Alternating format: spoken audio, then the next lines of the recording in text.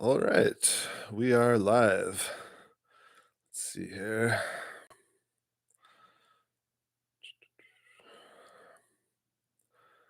Sharing screen. Um, I know the internet has talked this whole issue to death with the Charlie Kirk stuff. But I did bring it up a couple times in the past. And it's also obviously a huge world script event. So I just wanted to quickly go over some of the aspects of it, and I think I can offer some new things that perhaps people haven't mentioned. Predominantly about the world script, of course, and the Mandela effect. Hey, Severo, Andrew, good to see you. Is my audio okay? I assume it's okay, but it's good to ask. You never know. There's always some kind of technical issue. Um, hey, Luna, thanks a lot. Oh, thanks, Andrew. Cool. All right. So, uh, I know we're all familiar with this, and just to say, I know like the whole internet's pretty much been talking about it, or at least the truth community. But even some mainstream stuff too, which I'll get into later, which is kind of interesting. So let's see, just setting some things up. Getting like tons of pop-ups and stuff on my computer here. Okay.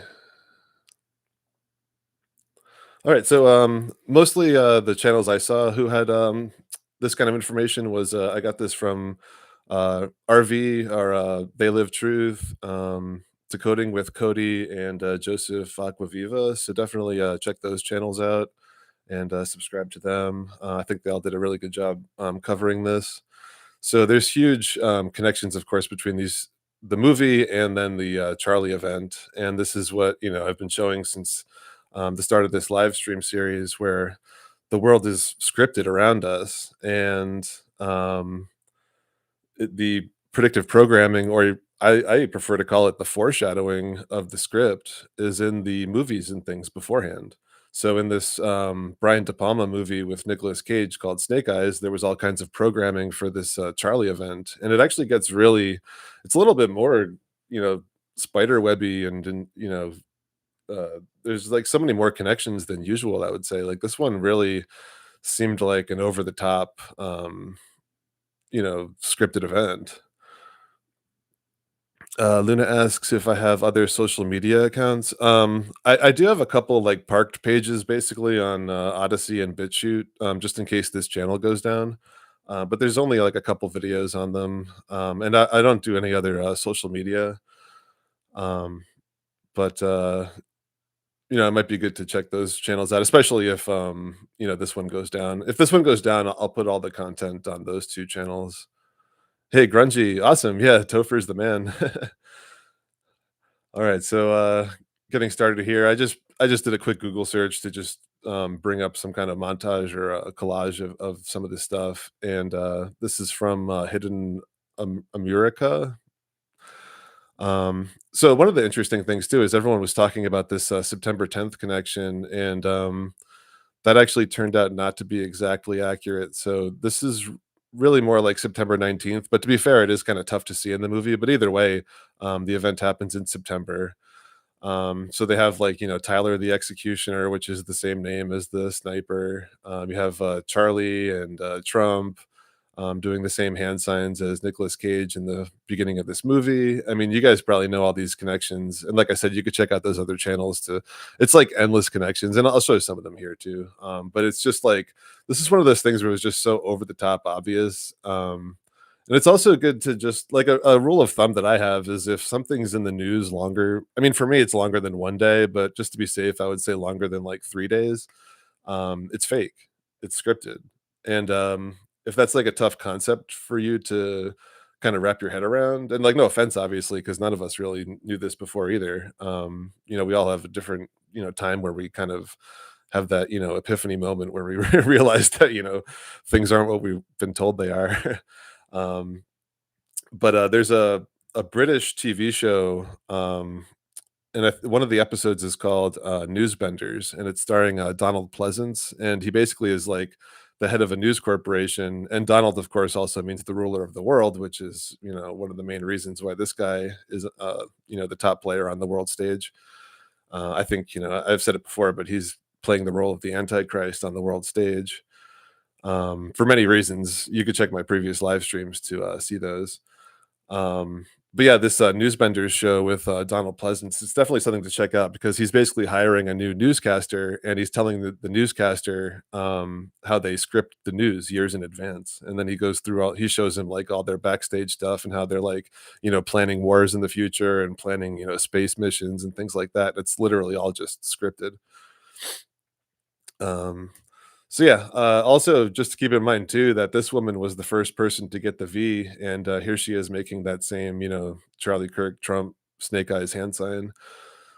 I've also talked about this, I think, in the third live stream, but she essentially has like the. This is extremely nefarious. What you're looking at here, and this is what really the world script built up to was this whole V situation, and I think a lot of people kind of forgot about that. But I think that the V has been, you know, inside of people this whole time, and it's been growing and essentially evolving, inside of them. And soon, something's going to happen to take advantage of that, from an antichrist perspective. But she's wearing like, essentially central pillar and Christ colors on her t-shirt, but then she has what's basically the black spike balls or the black goo jacket, over it. So this is extremely a sinister thing going on here. One thing I doubt many people really brought up with this Snake Eyes thing too, and I'm not saying it's like a direct connection between the Mandela effect and this event, but the Mandela effect does tend to point out, fakes or frauds in our reality. And both Nicolas Cage and Brian De Palma, both their names are Mandela affected. So it's interesting to think about that we have this like Snake Eyes movie that has, so many connections to this Charlie thing, and both the lead actor and the director, their names are different now. So Nicolas Cage used to have an H after the C here. I've seen a ton of Nicolas Cage movies throughout my life, and I never saw his name spelled this way. I've only ever seen Nicholas with Nich spelling. And of course, there's meaning too behind this. Nick is generally a nickname for the devil or like perhaps the Antichrist, but usually like the devil character. And then, of course, the Cage. And Brian De Palma, his name wasn't split like this before. It used to just be DE with like a capital PAL, MA. But now his name is split. And this is another thing that we see with a lot of names. So, interesting that the two main players of this movie are Mandela affected names. And here you could see I've shown this before, but this is just a screenshot from Scarface. And Brian De Palma's name doesn't have a space here between the E and the P. So, this is like arguably his most famous movie, and they don't have his name spelled correctly in the credits. But of course, this is a Mandela effect. This is the way it used to be. So here's like the Snake Eyes uh, IMDb page. And if you go down here, you have this character. The guy who played the Charlie Kirk character is Joel Fabiani. And then if you go to Joel Fabiani's page, I'll just try to get through this stuff real quick because I just want to kind of have it here for like posterior sake, like or posterity. Just to because we talk about the world script so much, and this is such a big event. So this guy Joel Fabiani, he was in this TV show called Department S. And then in this show Department S, this is like a list of all the episode names for this show. Um, and let's see here. So there's actually a bunch of interesting ones, but the most interesting one that people have pointed out was this one, or pointed out, is this double death of Charlie Crippen. So you have the double death of Charlie, which is interesting because double also means imposter. This is like a big key of the world script and the Mandela effect. Is this idea of the double or the doppelganger or the imposter? And actually, both the words imposter and doppelganger are Mandela affected. Um, and there's actually a lot of interesting ones too, like the perfect operation, the duplicated man. So you can, if you go through these, a lot of them are actually pretty relevant to what happened. Then we also have this actress, Carla Gugino.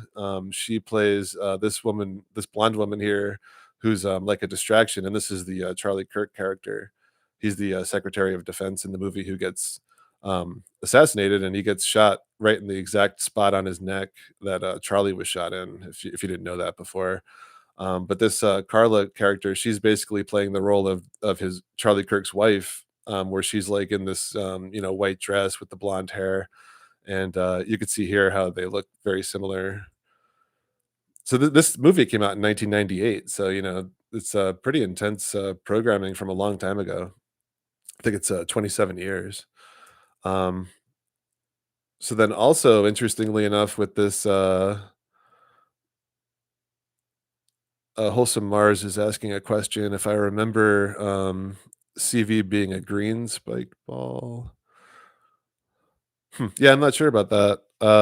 I've seen all different colors for it though, but yeah, I'm not sure about that. Um, this Carla Gugino character, she was in this year, so that's important. Her latest IMDb credit is this Heads of State, and she's literally playing a character called E. Kirk. Elizabeth Kirk, just like Erica Kirk. So what are the odds of that? It's like it was planned so that this year she would be playing this E. Kirk character, and it's politically related too. So then we also have this really strange Jezebel connection, where this Jezebel website paid like some witches on Etsy to like put a curse on Charlie Kirk like right before the event happened. But this is all just part of the scripting too, because this Jezebel name, it comes up in Snake Eyes. So in Snake Eyes, there's a tropical storm, and again with this storm symbolism, you'll see the storm in pretty much all world script media. Sometimes it's not like exactly a storm, but there'll be some kind of a storm element in it, or like people will literally just say, there's a storm coming. That comes up quite a lot. I have a huge list of people saying that phrase. um yeah, the tropical storm is called Jezebel. So this is like the precursor to the event and the storm. And if you followed my previous live streams, the storm is because of the twin pillars merging, because the left pillar is the pillar of fire and the right pillar is the pillar of ice. So when these two pillars come together at the central pillar at the North Pole, that creates the storm, because you have the temperature imbalance and all that. That's how a storm is created, in reality. So also, Erica Kirk is an actress, of course, so her crying on stage is nothing special. And she was in a music video by a band called Emerson Drive, and it was about 13 years ago.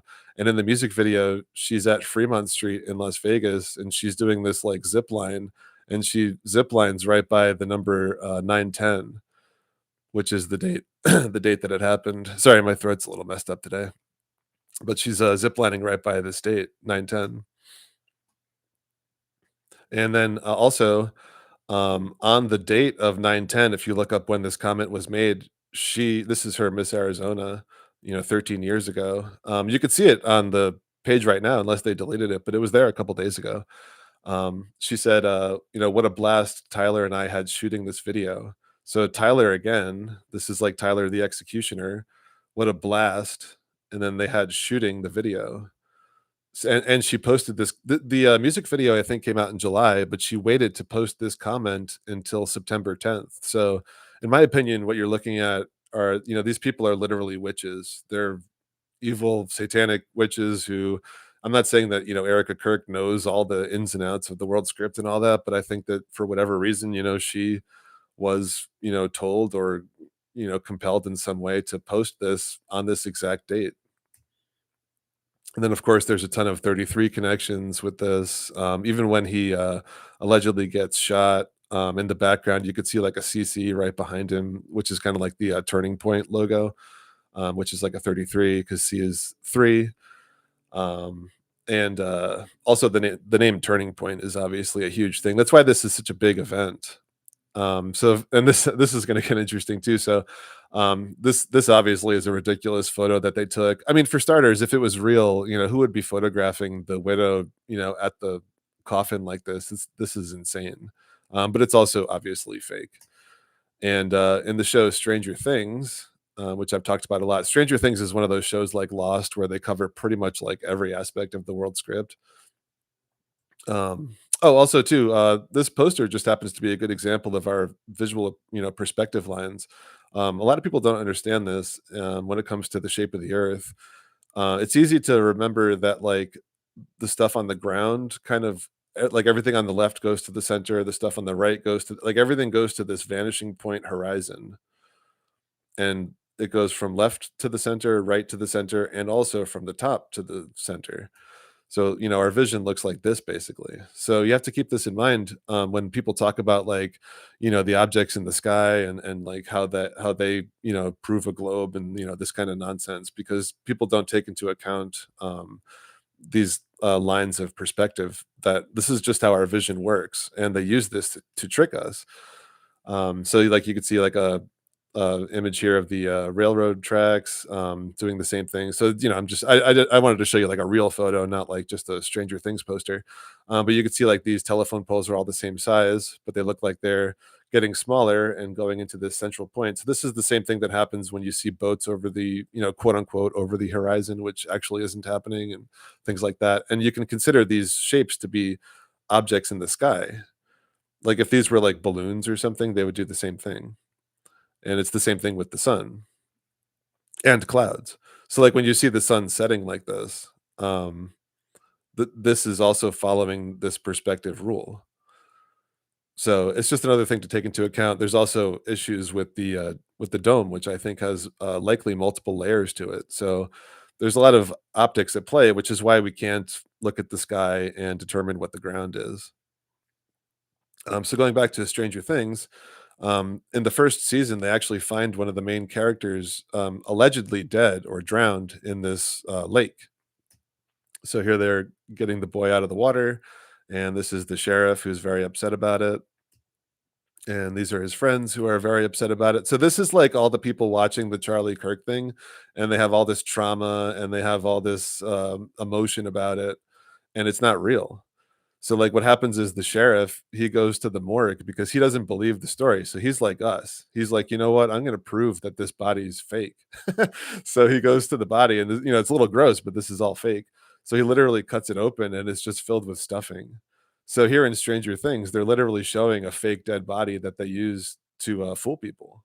And, like, these are the lengths that these people running the world will go to. Like, they literally will stop at nothing to fool us. They'll do anything. They'll fake an assassination, they'll fake a dead body, they'll do anything. It's their, MO, like their, modus operandi. And this is the face we have when we realize that, we were right again.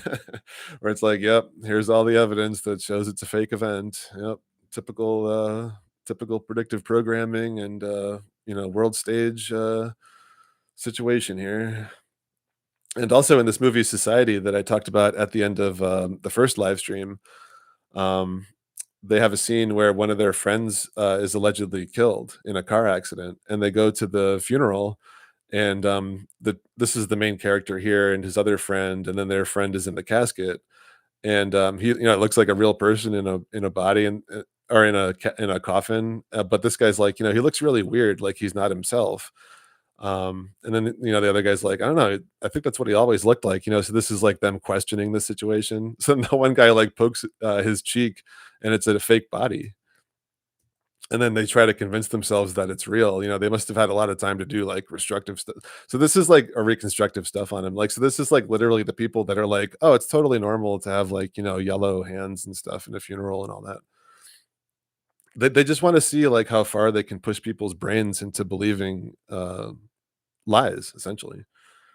And, interesting too, right after that, the main character takes his Jeep, and, I think this is, like, the next scene, and you see in the license plate, he's got hoops. Now, this is, of course, a reference to basketball for the normie, but if you understand, all this symbolism, the hoops are like the circles of the two twin pillars, and when they come together, they form the Vesica Pisces, and when they fully come together, they form the eclipse.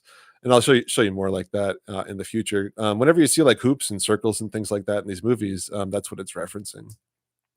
So I can't, totally verify this is real, but it seems, a lot of people have, mentioned it or, I'm not gonna, like, watch hours of Charlie Kirk stuff. To be honest, when I, I was, like, into politics, before Trump came around, and I would watch, like, cable news and stuff like that, and, Charlie Kirk was kinda coming onto the scene around the time where I was, like, getting sick of politics, and I just never liked this guy. He always seemed like a phony to me, so none of this is really too surprising to me. I know that you can find videos of him where he's saying good things and it sounds good and all that, but you could find videos of pretty much any person in politics saying something, good once in a while. Like I think, Trump, Obama, even like the Clintons, whoever. Like I'm sure that they've said, some good things here and there, but these people are all actors on the world stage, and some are like white hats and some are black hats. So Charlie Kirk would have been a white hat because he's pushing good things allegedly, but it's all just an act.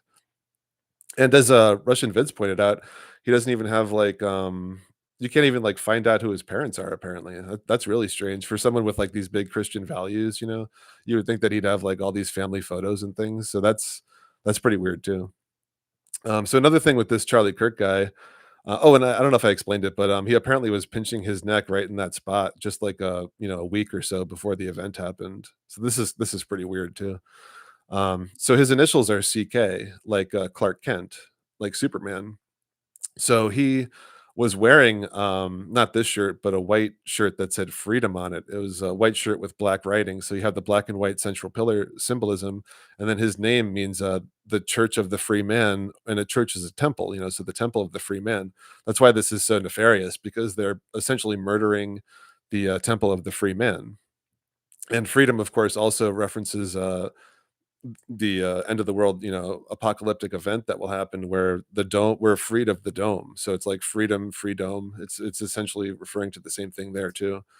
But they also want to draw this connection with Superman and Clark Kent. And you also have the CK with the 33 stuff. But more importantly, Superman, he's a Christ character and he represents the blue beam. So again, they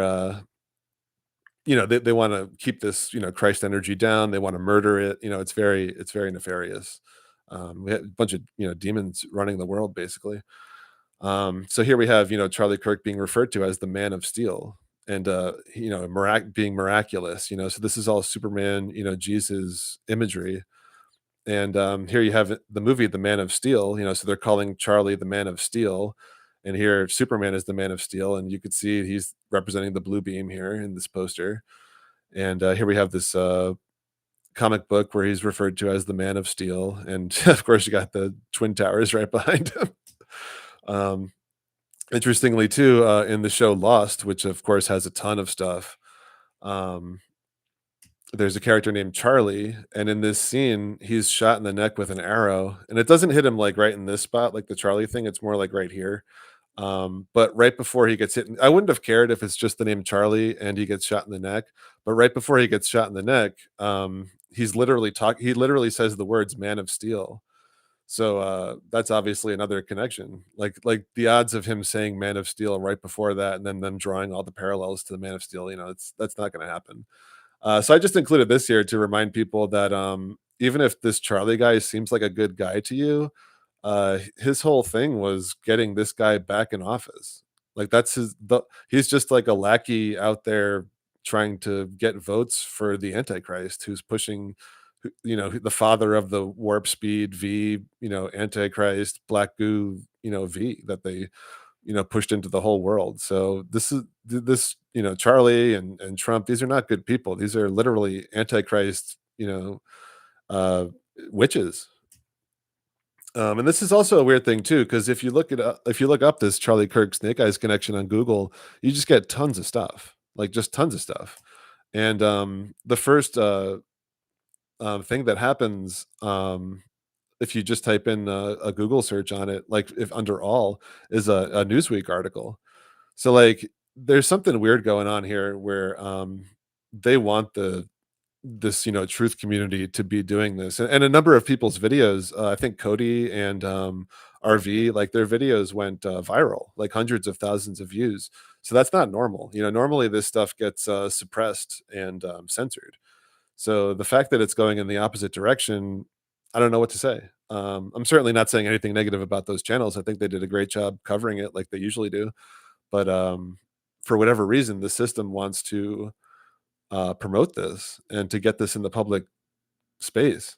Um, so it's a little bit more than putting the truth in plain sight. They're kind of like promoting the truth. So one thing that's going to connect this to what I'm going to talk about today, the eclipse, is the actual snake eye. So if you look at it, it's a Vesica Pisces, and it's got the corona around it. So it's essentially a symbol of the Vesica Pisces and the eclipse at the same time. And this is the movie Snake Eyes. And what we've been going through is this merging of the twin pillars into the central pillar, which is the eclipse at the North Pole. So, we're getting close to the end here too, which also might be a reason why they want the truth to get out to as many people as possible, because this is like people's chance. It's like possibly the last chance or one of the last chances for people to wake up. And I've noticed a lot of people, like even in my like private life, who are questioning this Charlie Kirk thing, more than they've questioned things in the past. So this could be the last wake up call. So this is what I mean by the twin pillars. If you haven't seen this, so the left pillar is the sun pillar. It's also the black pillar, and the right pillar is the moon pillar, and it's also the white pillar. And I would also say this is the six pillar, and this is the three pillar. And then the top of the central pillar is the 9, which is the God number, or the Tet, as Jay Dreamers talks about. Um, and here we have the pillars merging together. Sorry, one second.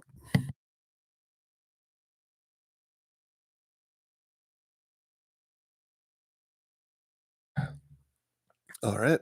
The pillars merge together and they form the Vesica Pisces shape here at the center. And just to clarify, it's this shape.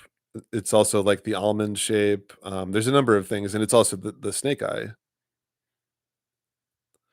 And here's another way to look at it. So you have like the black pillar and the white pillar merging together. So this is the black and white union at the central pillar. And what we want to do, if you want to be closer to God, is go up the central pillar with the light blue and white coloring. But the Antichrist wants people to go down with the red and black coloring down towards the abyss. So all the colors, line up on this central pillar, and it's like the rainbow.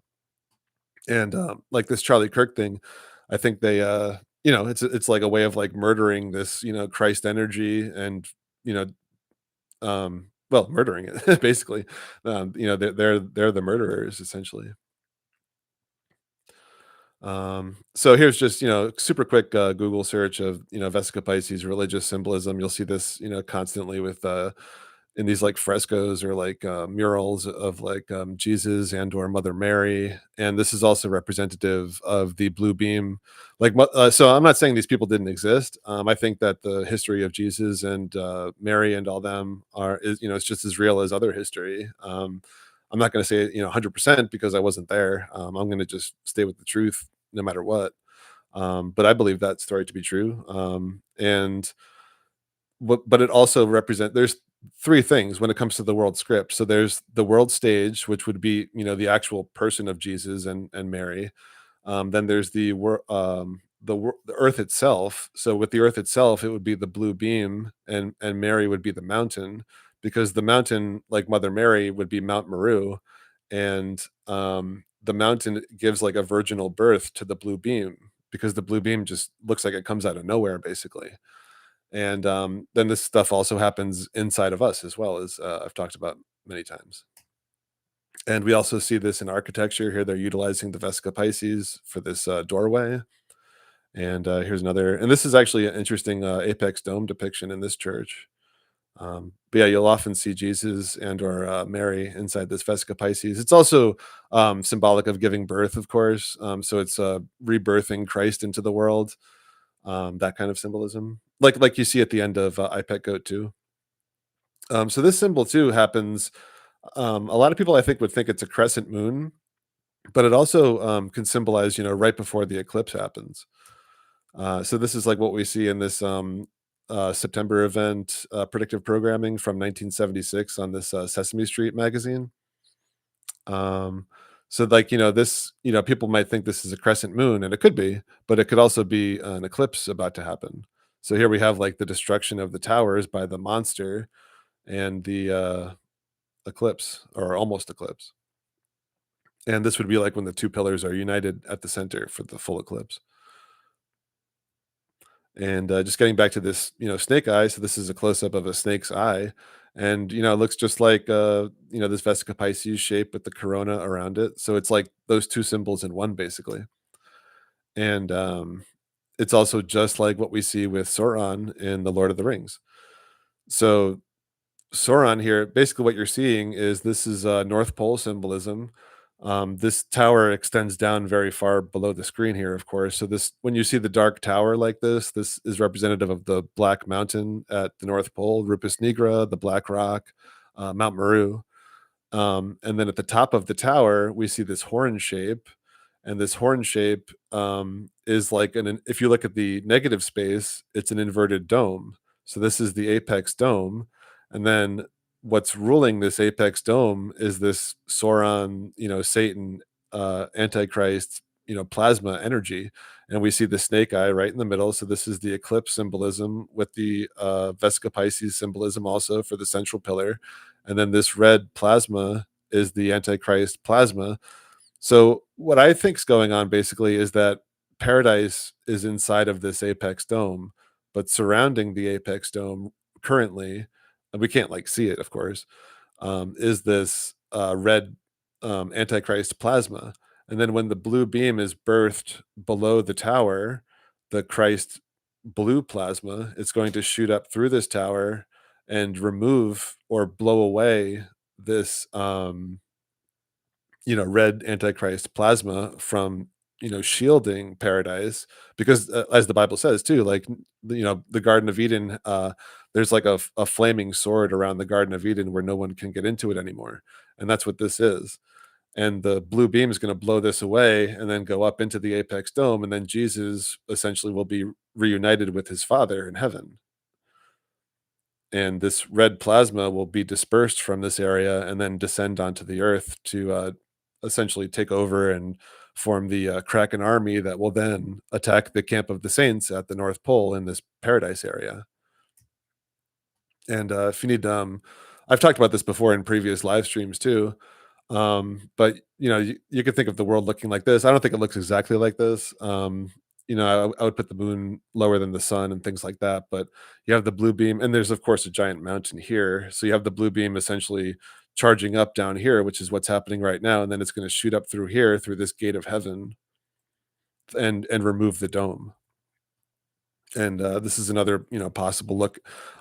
This isn't what I think the earth looks like either, but this would essentially be the apex dome here, and then the sun should be over here in my opinion, and then the moon here.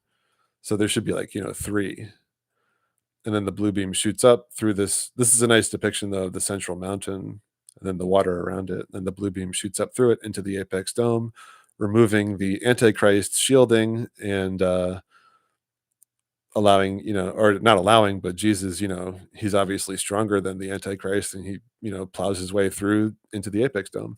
And another thing too, to what was I going to say, um something about the red.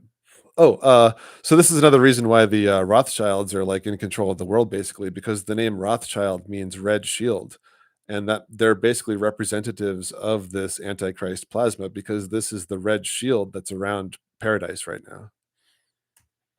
And of course, this is the oh, I got it here too. This is the Black Rock too. So like, the people running the world, they're the Rothschilds, the Red Shield, they're the Black Rock, um, which is this mountain, and also there's a company called Vanguard too, and Vanguard means like the front of the army, like the push, the outward push of the army, essentially. Hey, pushing buttons. Good to see you. Sorry, I haven't been keeping up with the chat. Good to see you, Donut. Oh, Luna. Luna, what's next after they are done? Well, we'll have to get to that. But I don't know about they waking up people. I think it's more like Jesus waking up people. But um, yeah, I think the world will change on a massive scale at a certain point, soon in the future, and then we'll, find out when these major events happen. Hey, Rob with Jesus, good to see you. So now we'll just be getting into the Eclipse presentation. So this is one of the Alien movies, Alien 3. You got all the threes. So one of the scenes in this movie, and these are just clips from or some of these are clips from my previous videos, but you have this like computer saying awaiting acknowledgement over and over again, and then it shows the eclipse. So it's like it's like this eclipse is like awaiting our acknowledgement, and then they show the diamond ring.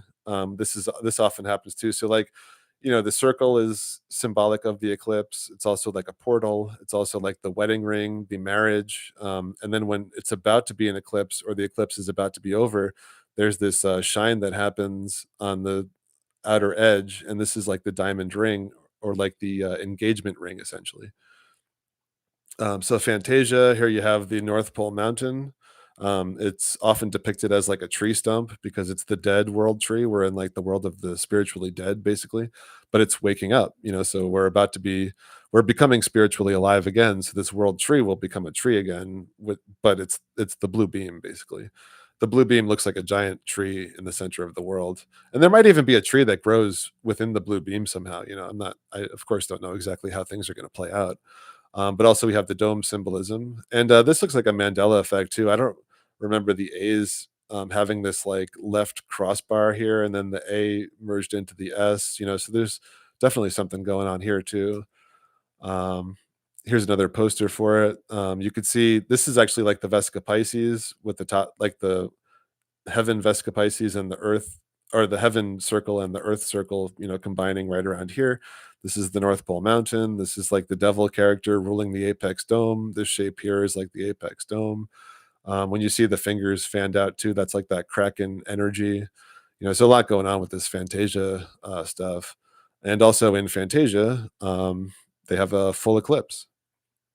And I wrote here, these are like the main symbols of the world script. Storms, burning houses, the kraken, the spike balls, the needles, and of course, there's others too. So this is the eclipse in Fantasia, Apocalypto. This whole movie, you got the mountain or the unfinished pyramid here. The eclipse, of course, and Mel Gibson is, of course, a huge world scripter. So this movie is just all about the eclipse and tying it to the apocalypse. So here there, I mean, there's a lot, we could talk about in these movies, but I'm just bringing up like the obvious, like in a lot of movies, there's just an obvious eclipse. And here's the diamond ring.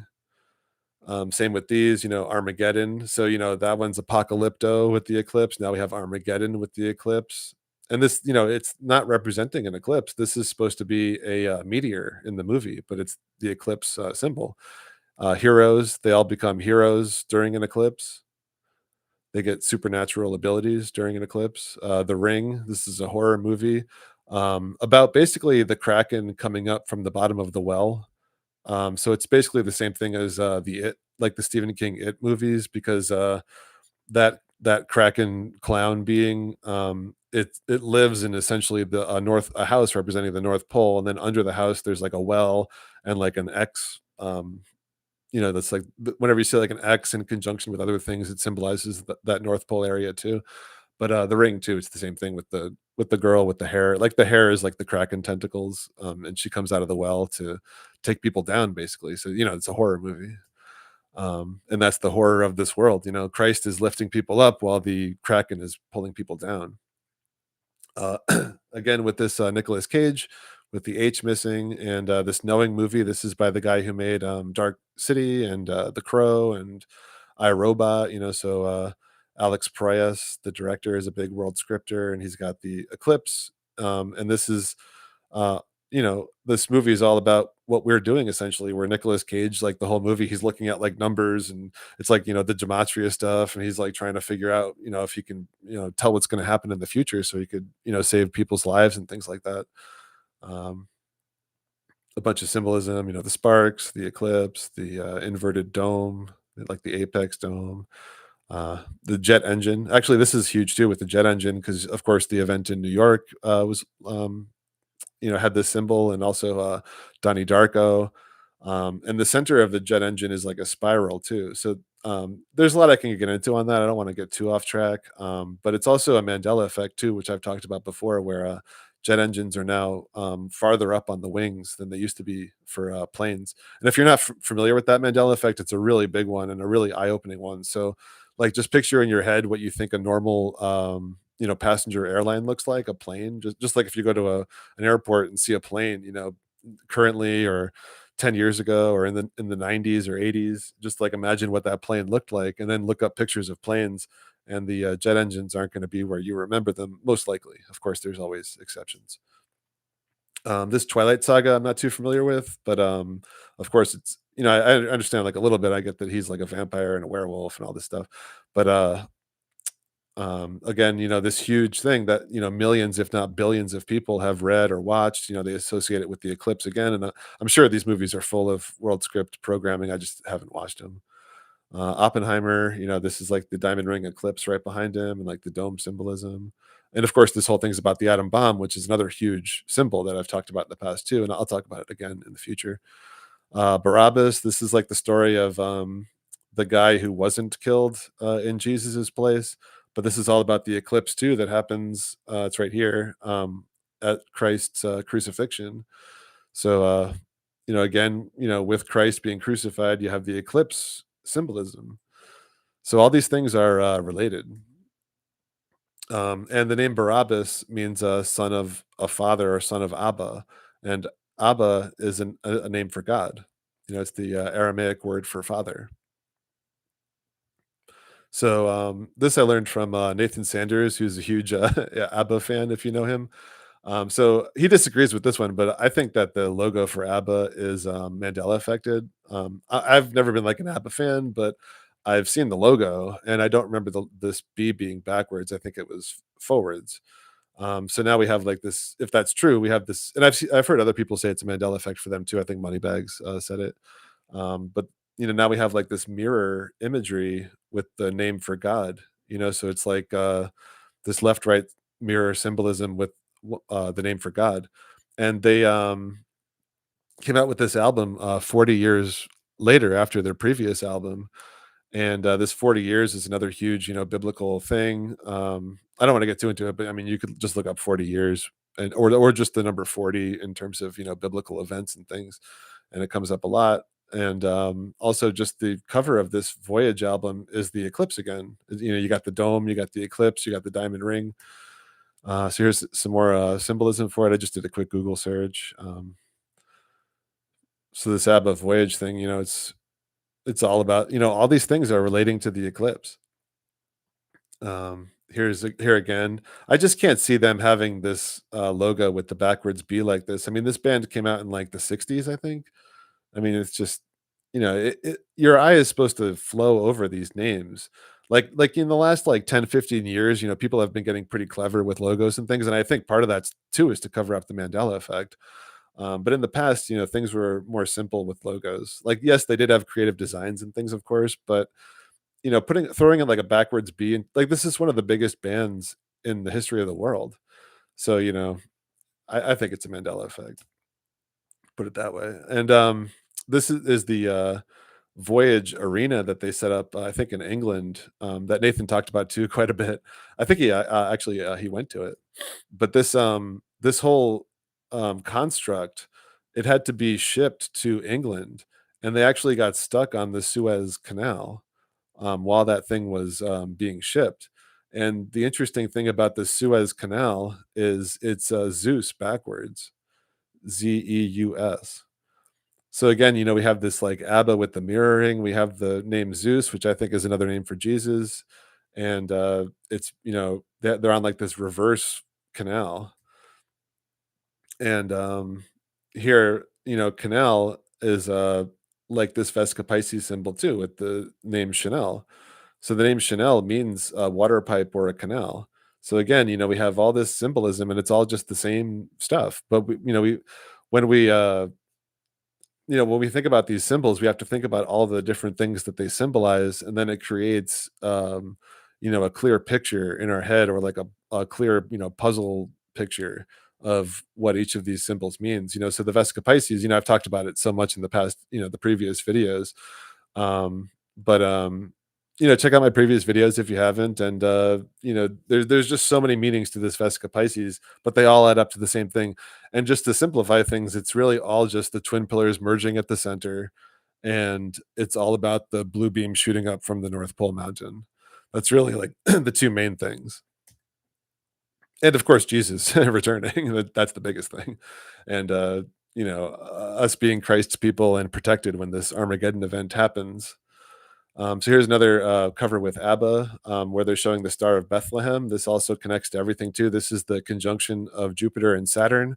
So Jupiter is another name for Zeus, which I believe is all relating to Jesus, which is on the right pillar if you look at the tree of life, and then Saturn is like the top of the left pillar if you look at the tree of life. So you have kind of like the conjunction of the central right pillar and the top of the left pillar, or you could look at it too as the conjunction of the right pillar or Jesus with the uh, inverted dome at the top, the apex dome, because that's where Saturn is basically ruling right now. Saturn like rules this world. That's like that Antichrist plasma energy. But this Star of Bethlehem, it also happened at the end of 2020, and this is when they came out with the V, because they're taking this symbol of Christ's birth and inverting it to the Antichrist's birth with the V, with the black goo. And I've talked about all these things too in the past. So if you want to hear more on that, just check out my previous video. So this is Leave the World Behind. This was a huge movie that a lot of people talked about. And this poster, the deer aside for now, I mean, there's a lot of symbolism too with the horns and all that, but I'll save animals for a future stream. But this is the North Pole Mountain. We see so many times these posters have like a pyramidal design at the bottom, and then shooting up here, this is the blue beam. Obviously, it's not blue, but if you just make this image black and white or whatever, this is the blue beam shooting up out of the mountain. And this movie is all about the end of the world. And here's another poster where Jill Roberts is holding her ears, and this is one of the main scenes in the movie where all the characters hear this extremely loud noise, and they have to cover their ears. And this is going to happen too when the world ends, because when the blue beam shoots up and the dome goes away, it's going to make an extremely loud noise. Um, so that's another thing to be ready for. The people who aren't ready for it, they're going to be caught spiritually and mentally unprepared. So it's important. This is the time where we're preparing spiritually and mentally for the end of the world, essentially, and to be with God. God, I think, will protect his people, of course. But the other people who aren't God's people, who aren't written in the book of life, they're going to have to fend for themselves or just be taken over by the Kraken, if they aren't already. So, but in this movie, Leave the World Behind, they also have an eclipse scene. So here's the diamond ring with kind of like the dome part of the eclipse. Um, it's been a while since I looked at this movie. Is this all Leave the World Behind? Okay, yeah. So there's an eclipse that happens in that movie, I think towards the end, and also when you see the sun moving behind things like buildings, that's like eclipse symbolism. I'll get into that a little bit too coming up here.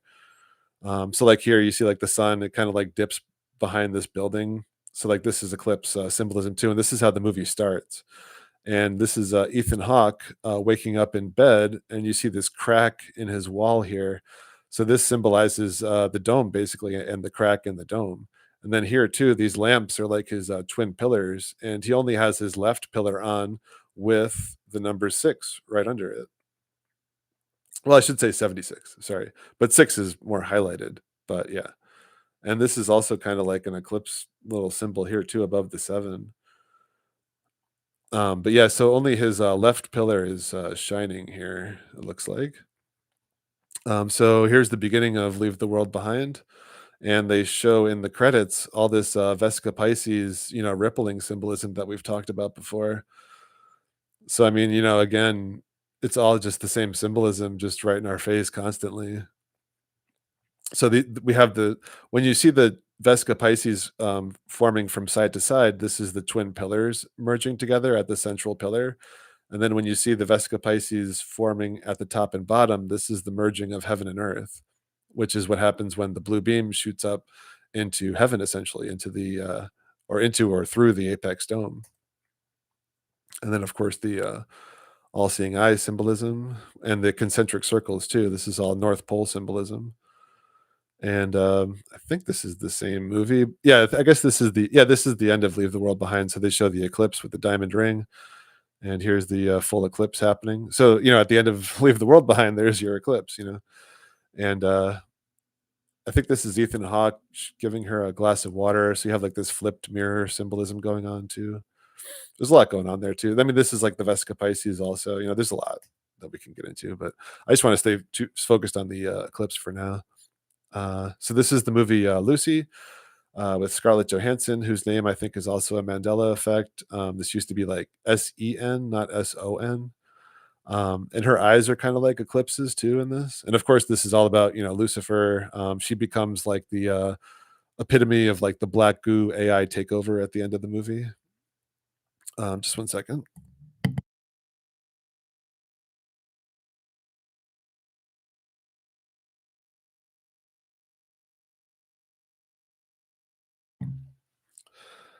So at the end of the movie, she becomes like evolved, but in a devolved antichrist way, and she becomes like this 100% superhuman, and she does this. It's like she's playing the god role here, but it's obviously the antichrist role.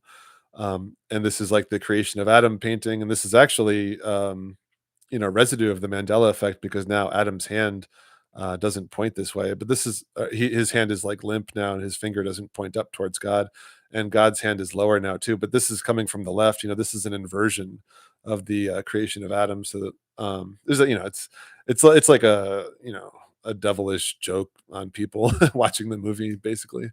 Like this is like the people watching the movie, and this is the filmmakers basically. Um, and then when that happens, we see, the Earth, but they show us like, the dome aspect of it.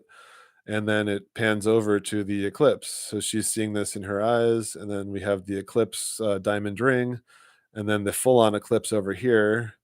So we have the sun passing behind the moon. And this is at the end of the Lucy movie. And then we also have these two like meteorites crashing into each other. This is like the Vesica Pisces symbolism, also, heaven and earth colliding. And then she gets totally taken over, like literally enveloped by black goo, because this is all about her merging with the AI infrastructure, essentially. So she gets totally black goo taken over. This is like her twin eye portals, basically. Um, then we see they show us like the cells and the cells merging, like the Vesica Pisces symbolism, becoming one in the center. And then she's like 100%. And then when she's 100%, she's like this black goo entity with all these black spikes she basically just lives in the computers at this point. And Morgan Freeman, too, is, of course, a huge world scripture. I think he's likely Jimi Hendrix, frankly. And then so it just goes to show how these people they're just liars. They'll just lie to everyone's face all day long. They don't care. They like it, actually. It's part of their religion to lie to everyone. So, she gives him this memory stick from the black goo. And this is key too. Whenever you see memory come up in these movies, so like someone having a memory stick, this is a pretty popular thing to see. It symbolizes memory. And I don't want to get too into that now. A couple videos in the future, I'll be talking more about memory. Then she says, I am everywhere, because this is what the devil wants, is to mimic God. And the only way the devil can mimic God in this way is to be everywhere with this AI, technocracy infrastructure. It's like like God has like the ultimate all-seeing eye, and this is like the devil's, crappy version of the all-seeing eye, basically. So, oh, just checking out the chat here. Sorry, guys, I haven't been keeping up. Yeah, for sure. Uh, oh, you're saying her early movie? I'm not sure which movie you're talking about. Um, but she is in a movie called Under the Skin, which it's a pretty R-rated movie, if you don't mind that type of thing. But there's definitely a lot of symbolism in that for sure. I've talked about it too in previous streams. If that's the one you're talking about, I'm not sure. Um, but here we have Superman 2. In this poster, we got the Twin Towers, of course, as usual. Superman being the Christ character, or the blue beam. A lot of people, talk about Superman being the Antichrist character, and yes, he does have some aspects of Lucifer and things like that. He's also been a character that's been around for like over 100 years or something like that. Maybe not quite 100 years. But of course, there's so many different variations and things of Superman. You could find pretty much anything in the Superman stories, but ultimately, in my opinion, he's a Christ character, and he represents the blue beam. And he even he forms a white crystal fortress, which represents the third eye at the North Pole, literally. And in that inside of that fortress, and this is something I've talked about too, and I'll talk about it again because it's so important in the future. But inside of this crystal fortress, he's able to talk to his spiritual father. So this is how we talk to God inside of our crystal fortress, you know. So it's definitely oh, thanks, Gauge Fighter. It's good to see you, man. I appreciate that. Uh, but yeah, that's how we talk to our spiritual father in our crystal cave inside of our head. So here we have, the world burning with the towers again. So this happens in Superman 2. They're on the moon, and this lunar mission is actually called Artemis, which I think they had something recently called Artemis. I haven't really been following the NASA stuff lately because, after a while, it's kind of like the news stories. Like I think the Charlie Kirk one was a big one, but I don't think we really need to be following these news stories so much anymore, to be honest. Like, it's I think we're getting to the end and, kind of just need to get to the point of all this stuff. But yeah, they have this Artemis mission on the moon, and here's the eclipse happening in the background. And the eclipse, it's ultimately about the merging of two worlds. So whenever you see like the eclipse happen in one of these movies or something that symbolizes the eclipse, it's generally in conjunction with two worlds merging. So here we have, the people of Earth merging with these people. The uh, they're essentially like the black jacketed antichrist people from Krypton. They're like these villains, and now their worlds are merging with the people on Earth. So that's why we have this eclipse symbolism going on. And there's obviously a ton of stuff in these Superman movies. Yeah, Martino, I'm actually gonna mention 88 Finis Temporis here in a second. But yeah, he's a great channel. Um, I've mentioned him too in the past. So here we have the black jacket antichrist villains attacking the Artemis space vessel, and this is like the Kraken with the arms outstretched and the fingers outstretched, and then we have all the sparks inside of the space vessel. And as I've said before, inside of our third eye, our pineal organ, we have microscopic sparks that happen because of the microscopic crystals that are piezoelectric. And here we have the Antichrist characters with the eclipse in the background, and they're basically just thinking about how they're going to take over the world. And then I think right after that, they cut to the prison where Lex Luthor is being held. And here, so you notice this spotlight, and then the guard passes right in front of it, and then walks by it again. So this is eclipse symbolism again. And I learned this from 88 Finis Temporis's channel. Whenever you see like usually a person's head, but whenever you see anyone or a building or something pass in front of a light and then usually pass by it again, that's eclipse symbolism. So this guard, he goes to Lex's cell and he sees the two of them playing chess, and chess is another huge thing that comes up. This is the black and white symbolism. It's also the spiritual game that's being played for our souls between God and Satan. And this is why they say like Trump is playing 5D chess and all this type of stuff, because he actually is. But it's a game for our souls. It's not like a political game. The politics is all scripted and BS basically. And actually, what this guard is looking at here is a hologram. Lex has already escaped prison, so he walks in, and you can see the hologram on his back here. So this is also like him eclipsing this light as well.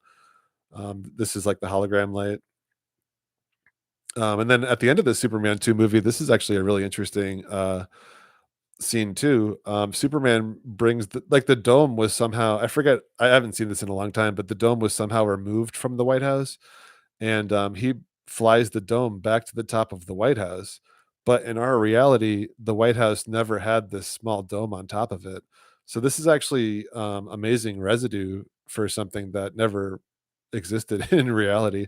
Because I remember how a small dome being on top of the White House, but now it never existed. So that's a pretty interesting Mandela effect. And of course, the White House is a majorly symbolic building. It's basically the North Pole Mountain. You could also think of like the right pillar as the White House and the left pillar as the Black House, or like in Twin Peaks, you have like the Black Lodge and the White Lodge, that type of thing. And in reality too, with the Freemasons, I'm sure they have like the red lodge and the blue lodge and all these different things. And red would be the left pillar, and blue would be the right pillar or the central pillar. But it's essentially red is like the Antichrist color, and blue is the Christ color. Um, is at their barest symbolism, I would say. So Superman flies the dome back to the top of the White House. It's a pretty interesting scene because that dome never existed. And we have some eclipse symbolism. Okay, so this is also from Superman 4 here. So this is Superman on the right. If you might not be able to see him.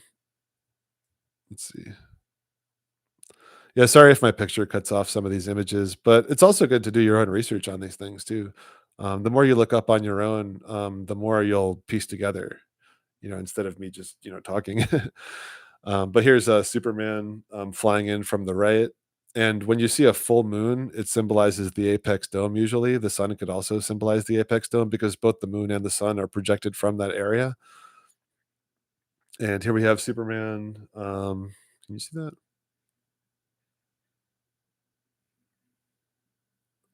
Yeah. Okay. So he's the blue beam shooting into the apex dome. So you see he's getting closer, and then he hits it. And then when the blue beam hits the apex dome, he creates an eclipse.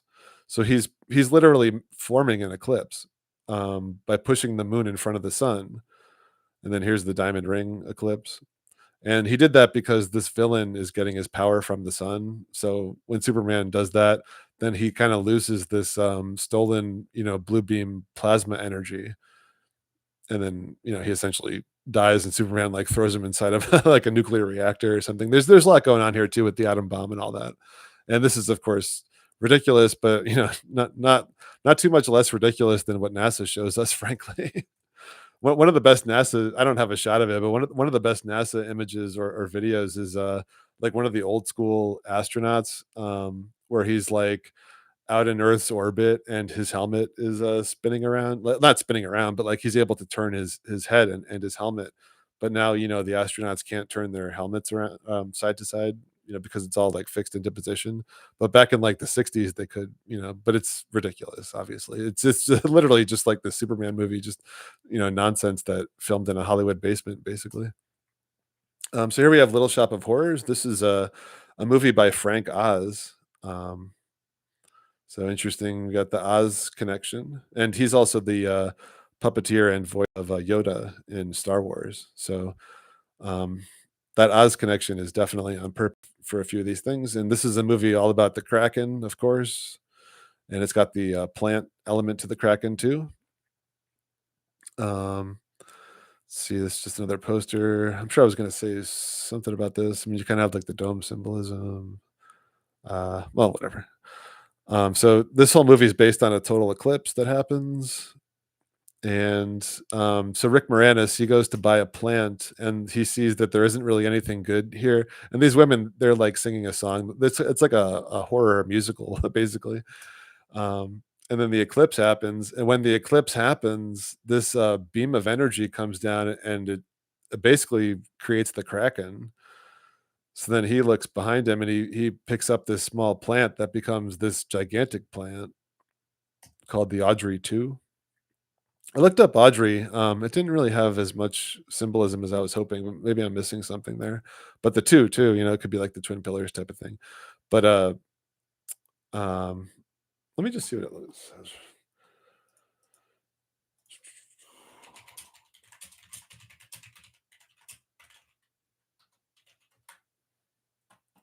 Yeah, so Audrey means like noble and strength. So yeah, I don't know. I don't know about that one.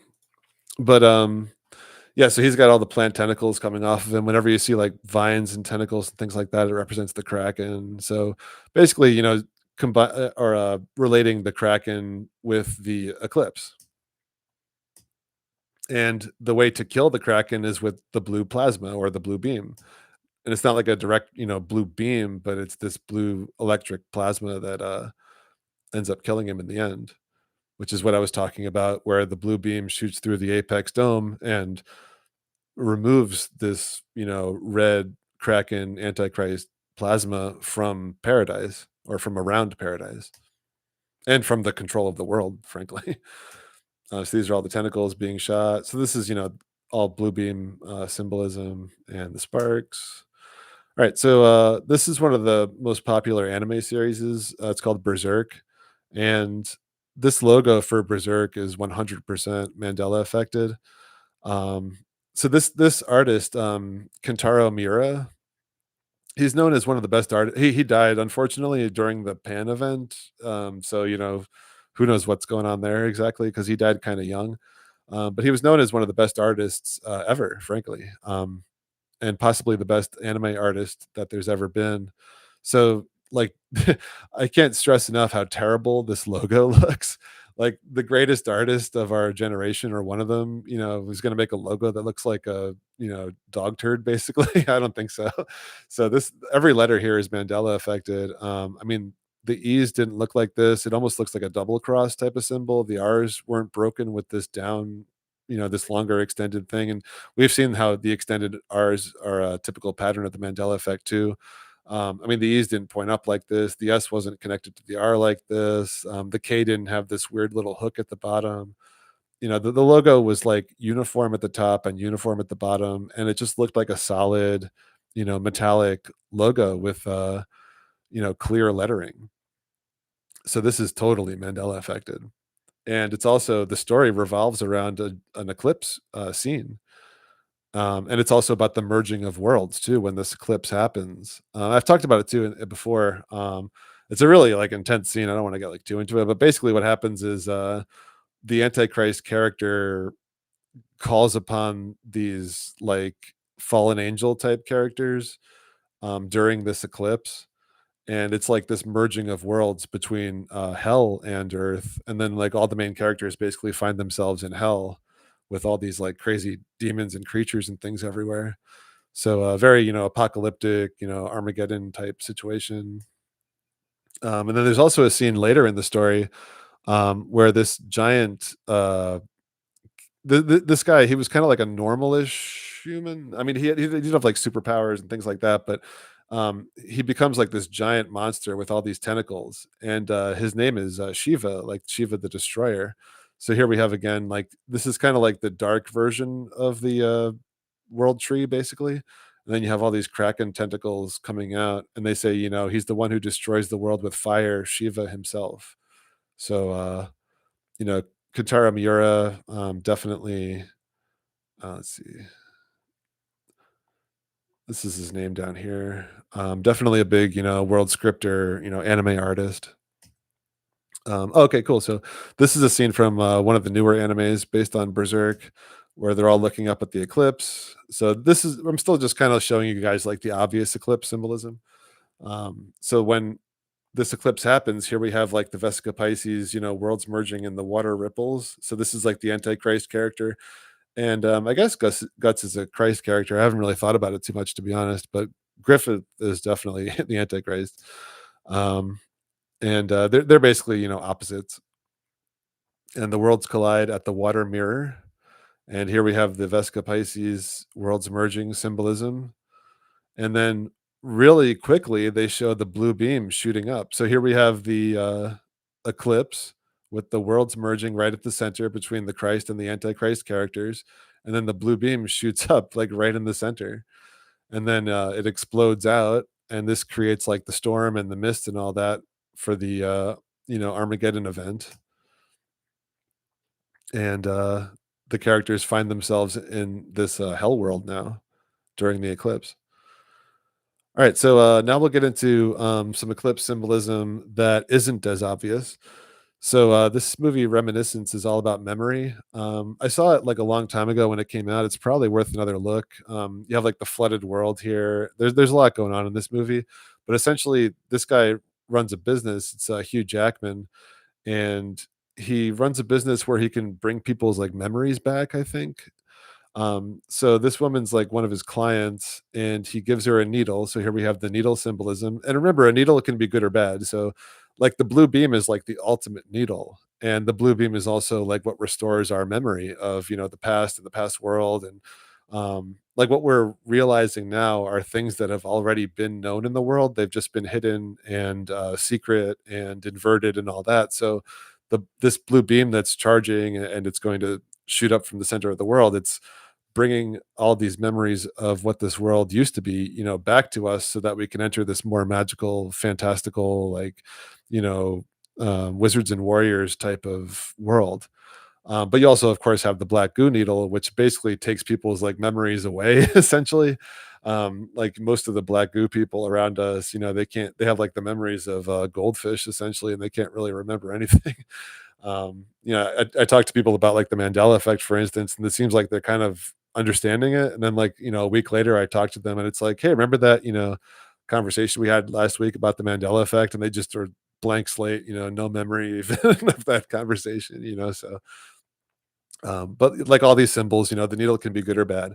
In this case, it's probably good, but it's been a while since I've seen this movie. Um, but yeah, so in his workspace here, he's got the Eclipse ring right here, which is where the person stands, or where, no, where their memories come back. So maybe it was to show people's memories, something like that. But she has to get into this cocoon pod after getting hit with the, or stuck with the needle. So we got the cocoon, we got the needle, and we got the eclipse and memory all going on here. So all these things are related. And this too, I mean, there's a lot. I don't want to get too off track. So Twin Peaks, similar thing. We got the black goo eclipse down here. It's a little hard to see, but this is a white ring around a black goo pool. And Heather Graham, she basically represents like the princess energy. Um, she's like, the Persephone, like he's basically like the Hades character taking Persephone down to hell, that type of symbolism. But that's also like the blue beam symbolism going down, Jesus going into the underworld, all that same type of symbolism, which is where the blue beam, charges. But he's basically, capturing this, Christ feminine spiritual energy. And this is right after she won Miss Twin Peaks. So she's, literally, the princess. So he's kidnapping this feminine yellow and blue. She also has the yellow and blue coloring that I've talked about a lot in the past, which is like the Christ and blue beam colors. And he's, of course, the devilish antichrist type character, although he's not at the top of that food chain. And then he walks her over to this eclipse on the ground. So you have the black goo with the white circle, and you have the trees all around. You have the twin pillar trees, but there's also other. I think there's 12 sycamores, which I don't want to get too into Twin Peaks stuff right now because it's obviously a huge subject to get into. But these red curtains open. This is like the red door. So this is the going down on the central pillar. This is bad. This is basically the same symbolism as the Charlie Kirk situation, if you understand what I'm saying, because he's like the temple of the free man, but he's being, murdered and brought down through that red door. And here we have the main character Dale Cooper, who's holding this jar of black goo, basically, and he asks the log lady about it because it came from her, or she somehow knows about it. I kind of forget a little bit, but she says something like before her husband died, he brought that black goo to her, and he said this oil opens a portal, something like that. And then right after that, they show this Bob character who is essentially the Antichrist or the devil, and he's like reaching through, like he's essentially like the. I mean, it's kind of like all the same thing. I know there's like different entities, but it's all the same like Antichrist energy, in my opinion. The Antichrist like spirit. Um, so this he's like reaching through from the dark into the light. So this is like the symbolic of the portal of like the Kraken is like outside of our dome, and it can't really get into our world until the dome comes down. So he's able to, spiritually influence people, but he's not able to like stay in this world. So he's able to like reach a hand in now, but then he has to pull it back because he's not able to keep his hand in the light too long. Then they pan down to this black goo eclipse. Then they show the red curtain, red door on the eclipse. So here we have Donnie Darko. This is the Finis Temporis. He's got a great, maybe multiple videos on Donnie Darko. And I think Jay Dreamers has a great Donnie Darko video too. Uh, just checking out the chat here. Hey, Asram, good to see you. Let's see. Oh, Ostrom is recommending, Coraline, the, 2009 movie. I've heard a lot about that movie, I haven't seen it, but yeah, definitely, I think that is something to check out for sure. I just haven't seen it, and I've also heard, there's possible Mandela effects too relating to that movie, but like I said, I haven't seen it, so they wouldn't really affect me, but if, you're familiar with the movie, check it out. There's a channel, what's this channel called? There's a huge channel that talks about Mandela effect, All Time. He's actually got a really good channel. He doesn't really get into like the stuff I do with the Mandela effect, but he talks about a lot of interesting Mandela effects that most people don't talk about, and I've learned a lot of them from his channel. So definitely check out his channel, and I think he talks about a Coraline Mandela effect too, if I remember. But yeah, something to check out. So here in Donnie Darko, it starts out with the bicycle, and the bike is symbolic of the eclipse because you have like the two wheels of the same size, and they also have like the white rim around them, like the eclipse corona. And then we have the Donnie Darko logo on the screen, and the eye becomes like the sun essentially, and then he walks in front of it too. So here we have another eclipse, and then he's riding on the eclipse, vehicle, and as he's riding, he's passing by this forest where the sun keeps getting eclipsed by all these trees. So the whole movie, right off the bat, it's just like eclipse, eclipse, eclipse, eclipse, and then later on in the movie, maybe like 20 minutes into the movie, he wakes up on a golf course because he's been sleepwalking, and here we have the sun again, and then they have the JC character eclipsing the sun. Now, this is, of course, an inverted Jesus character. He's actually a really disgusting person, but his initials are JC, and here he's involved with the eclipse.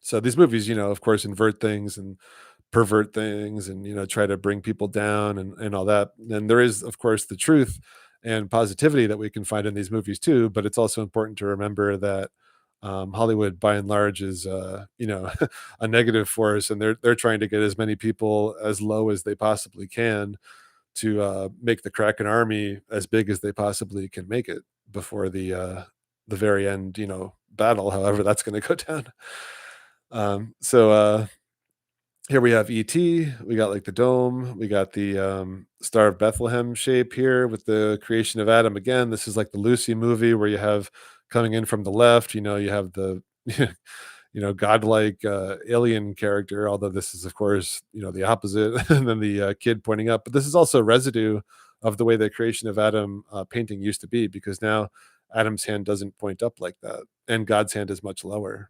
But of course, this is also a satanic inversion of things. Let's see, and another Steven Spielberg too. So here we have they're like eclipsing, the moon basically, and you have the bicycle with the eclipse symbolism too. Let's see, Back to the Future. You have the CK merged. So the C and K, that's something that comes up fairly frequently in the Mandela effect, and of course, this also ties likely into the Charlie Kirk thing and the Clark Kent, connection, the C and the K, the 3 and the 11, and the logo for the band 311, that's also been Mandela affected. And then Back to the Future, we have the Eclipse bike with Doc Brown here. These are like the worlds merging between Doc Brown's different timelines, basically. Also, you have like the 9 and the, other number going on here, the September event. You got like the pyramidal North Pole Mountain. You got it's also like the A, like the capstone, like the third eye, pineal organ symbolism. And this line across here is going to supply the blue beam to Marty McFly, who's the MM. So again, that's like the Mount Meru symbolism. And he drives his vehicle under this area with a pole, like the North Pole, sticking up from his car. And then when the lightning hits, which is the blue plasma, like the blue beam, that blue plasma goes up and down, or into this North Pole.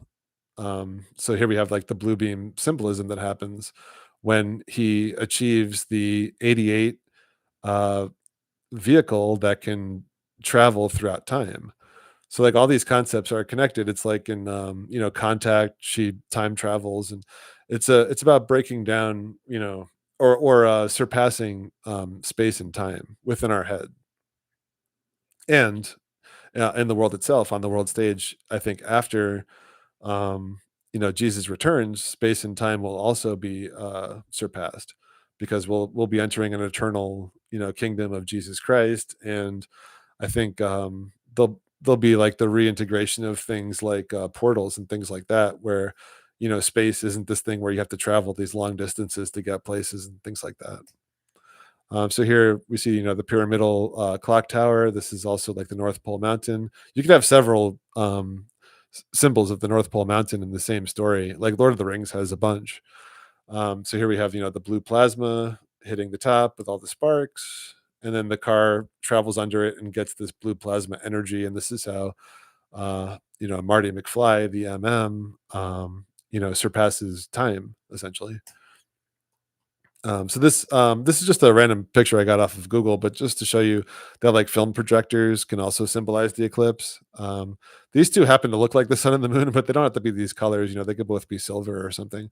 But just whenever you see two wheels next to each other, it's usually eclipse symbolism. So oftentimes in these movies, they show film projectors.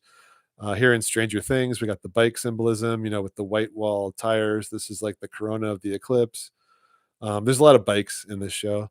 And then here's another instance at the end of the second season. So we have the sheriff, forgetting, Hopper. So that's like the rabbit symbolism.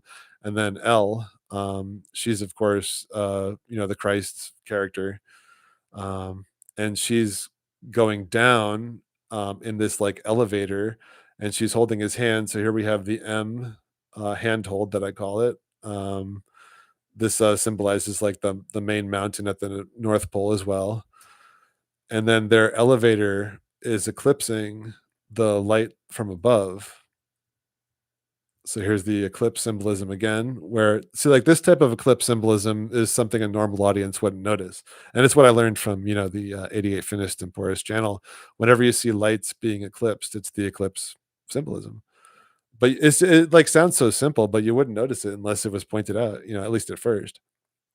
And then what they're doing down here in this like abyss area, and here we kind of have like a blue beam symbolism too. This kraken, there's a giant kraken entity right behind this veil, or behind this barrier that's being incrementally weakened. And Elle uses her power to seal this kraken up, um, more so, or to seal it off, for at least a long period of time, down in this abyss area during this eclipse, symbolism. And you have the M and all that. And while that's happening too, the other heroes of the story are down in this, cave like area with the blue beam, and they get wrapped up in tentacles. So they're like fighting this, kraken tentacle entity and all that, on their, in a different area of the story at the same time. And then this is, I think, a different season of Stranger Things. But here you have like the main heroes of the story, and they're building a communications tower. So again, this communications tower comes up in so many things, and it's also symbolic of the North Pole Tower. So whenever you see like communications tower or a bell tower or a water tower, these are all heavily symbolic of what's going on at the North Pole. And they had to build this communications tower on high ground, so they had to like go up on top of a tall hill to build it. And I think he's trying to talk to his girlfriend in another state or something. But what's interesting too is, so this is kind of like worlds merging, because they pan down, I guess. And this you know uh, section of the communications tower eclipses the sun as they do it. And then when they meet his girlfriend at her house, they have the bike symbolism in front of her house. So here's the eclipse. And they also show the sun eclipsing behind her house. And then this is her with the Wizard of Oz poster. So we have the Wizard of Oz symbolism. And then they're all in her room. And right behind them, they have the Vesica Pisces symbolism. So this is all about, worlds merging, because she's kind of like an outsider to their group. And here we have Ready Player One. This is another big Steven Spielberg movie. So here we have like the egg symbolism, the dome symbolism, the eclipse symbolism, the wedding ring or a diamond ring piece right here, and also they're equating his head because our head is the dome. So like on Earth there's the dome, but also our heads are symbolic of the dome too, like for what's happening inside of us. And they also put the diamond ring and the eclipse next to the main character's head. And he's also climbing a ladder. This might even be like a communications tower type of thing. Here's another poster for Ready Player One. So this is that pyramidal design that's usually on the bottom of these posters. I don't know about usually, but a lot. And like the Titanic and a bunch of other things. It's like this pyramidal mountain, which is like the North Pole Mountain at the bottom. And then the main character, he's punching up, and this is kind of like their spirits, and his spirit is punching up through the dome. So this is like the blue beam symbolism again. And here we have the main character, and she's like the love interest, also one of the main characters, and he has the Excalibur sword basically on the back of his vest. So here we have the Excalibur symbolism again, and I'll be talking about that when I get to the blue beam more in future videos. And here we have the sun shining, and he passes right past the sun. So we have the eclipse symbolism, we have the male and female uniting symbolism, and we also have the Excalibur sword. And this is the sword in the stone. This is the sword of truth, and he eclipses the sun. So it's all about being at the central pillar of North Pole, and this is toward the end of the story. Armageddon. This, of course, has a ton of stuff in it. It's a Michael Bay movie. I think it was written by J.J. Abrams too, or at least he was one of the writers. But there's a lot of world scripters involved in this. But of course, we have the giant eclipse symbol on the poster, and here on another poster for it, we got the eclipse like diamond ring symbolism associated with Armageddon. And I think this is the beginning of Armageddon. Yeah, and they're showing the sun eclipse behind these buildings. So it starts off with an eclipse, and then the kraken tentacles descend onto the earth and destroy things. This is the Army of the Dead movie. And I've talked about all these movies before too, so it's important to realize it's not just like, oh, there's an eclipse. It's that there's an eclipse and black goo and a needle and a dome and a storm, or somebody saying a storm coming, and a character saying, I can't breathe, and like all these elements of the world script. These movies that I'm talking about, they all have like 10 of these world script things in them at least. So this Army of the Dead movie is another one. This was filmed in Las Vegas, which is a North Pole symbol that I've talked about before. And this happens. Let's see. They filmed this during the Pan event when things were shut down. So like all the buildings were empty. That's another element of the world script too, is empty cities. And we saw that in reality during the Pan event. So a ton of movies before the Pan event happened, a ton of world script movies had empty cities. Usually like zombie type movies, but a lot of stuff that you wouldn't expect too. Like The Devil's Advocate has a scene where Keanu Reeves is walking through the empty New York City, and what's it the Tom Cruise Vanilla Sky, there's a scene where the whole city's empty, so there's a lot of they work that into a lot of movies and things where there's an empty city. It doesn't just have to be like a post-apocalyptic type of movie. And this is Army of the Dead. Just one second.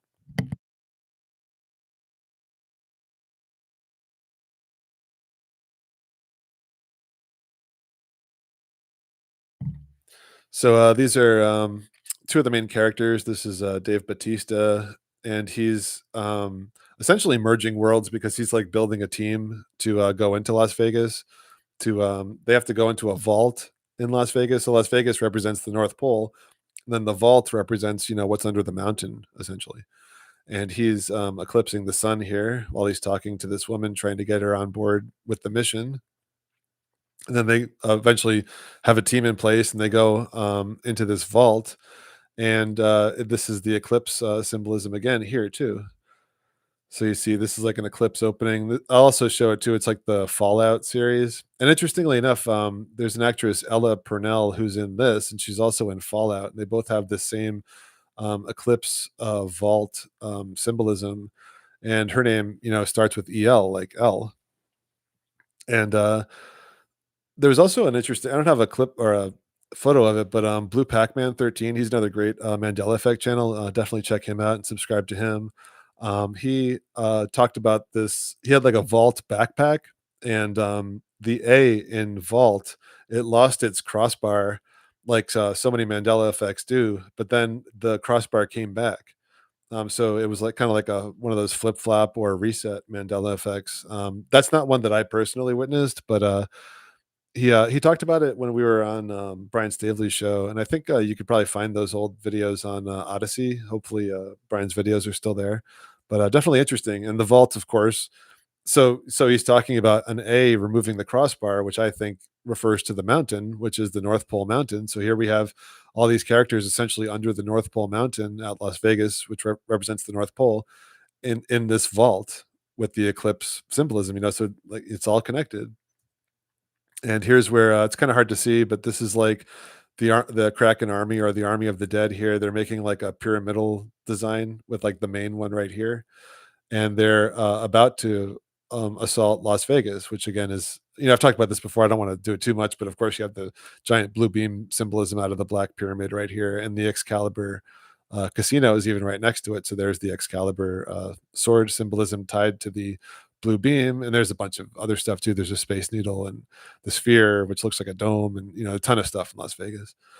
But here also in the Snow White movie, this is from a previous video I made, and there's some Mandela affecting too going on with this logo. Like, look how the D just goes way up into the W. They would just never do that. That looks crazy. I'm not sure what it means, but no, there's no reason to do that. This is a movie for kids. Like, why would they make it so tough to read? Um, so here, this is a major Mandela effect for me because in the song they used to say it's off to hi ho, it's off to work we go, but now it's hi ho, it's home from work we go. And this is the main song in the movie. It's "Home from Work We Go." You could actually hear them singing "It's Off to Work We Go," but it's like a different scene in the movie where they're only singing for like 10 seconds, and it's kind of like in the background. So that's actually residue of what the song used to be. But if you check out the main song, now it's "Home from Work We Go." So this word "home," I'll talk about these keywords in future videos, but home is a huge keyword, both of the Mandela effect and of the world script. And our home is basically paradise. It's the Garden of Eden. So this whole thing is about God's people returning to the garden at the top of the central pillar. Um, so now instead of it's off to work we go, we're not going off to work anymore. We're going to be going home from work. And the work that we're doing is all this truth work, all this work of trying to get people to wake up and, uh, you know, f- finding things out for ourselves, piecing these things together. This is all like spiritual work that we're doing to increase our own and others' spirituality so that we are in a state where we can return home, because we have to return to that level of high spirituality, high connection to God, innocence, that type of thing, like Adam and Eve in the garden. That's the goal of all of this. That's why our world is so inverted and perverted and disgusting and all that, because they want to keep as many people out of the garden as possible and in the Kraken army.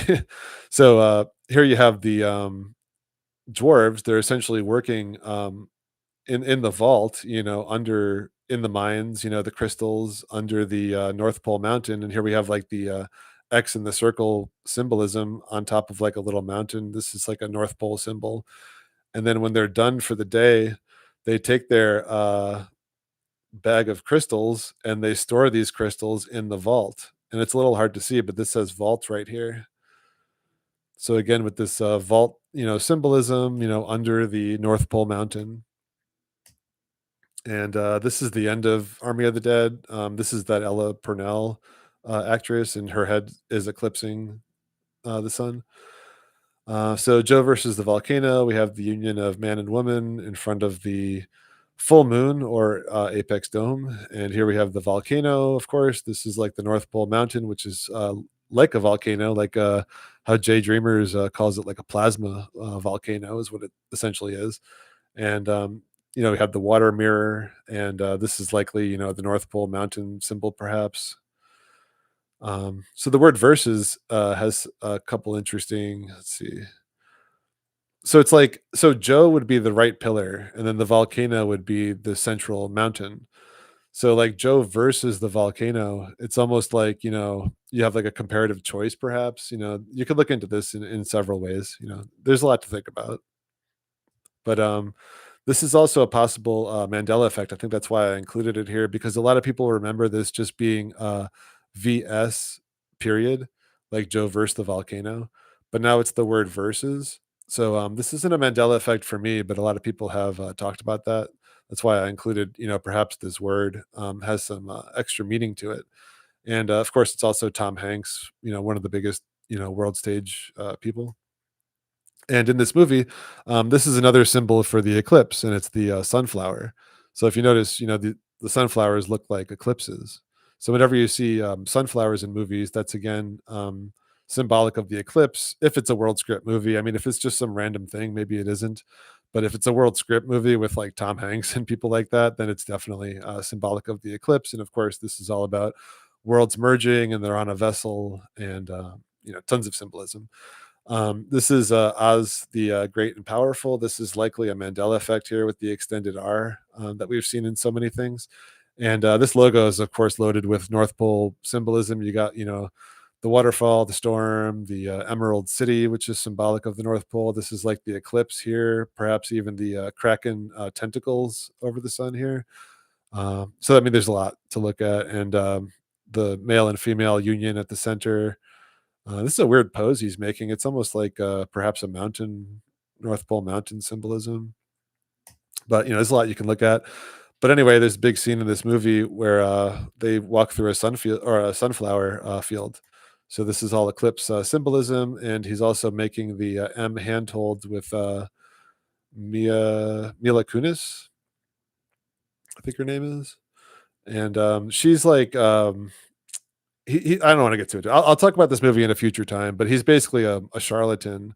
He's the Wizard of Oz, so he's like the steward. He's like the steward of Gondor, in Lord of the Rings. He's like the um, the false ruler of the world, basically.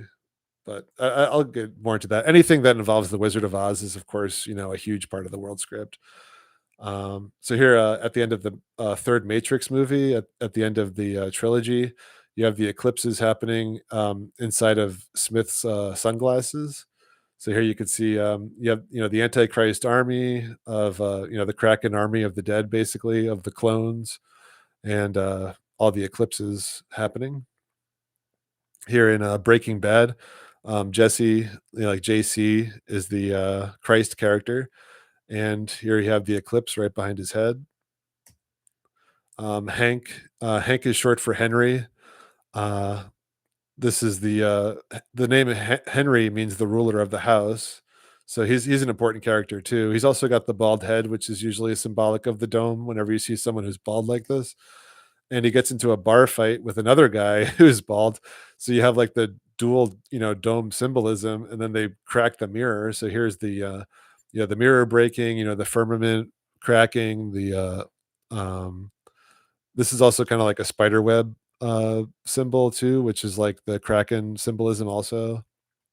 And while this is happening, these guys are watching the bar fight, and they're standing right next to a Corona sign. This is also a little weird. I don't know what to make of this. Like these, like it should just be like a CORO. So I don't know. I'm not saying it's a Mandela effect. I'm just saying it's a little strange looking. Whatever this like blob of lights is right here between the C and the O. But regardless, they're standing right next to the corona, which is all symbolic of the eclipse. Whenever you see the word corona somewhere, so here's the beginning of Dark City. You got John representing the right pillar or the Christ pillar. He's also in water in a shape that's very similar to the Vesica Pisces on the right side, and this light is swinging back and forth. And there's a light on the ground, and as this light is swinging, it creates the eclipse on the ground, and it keeps going back and forth, for multiple eclipses. Just 1 second.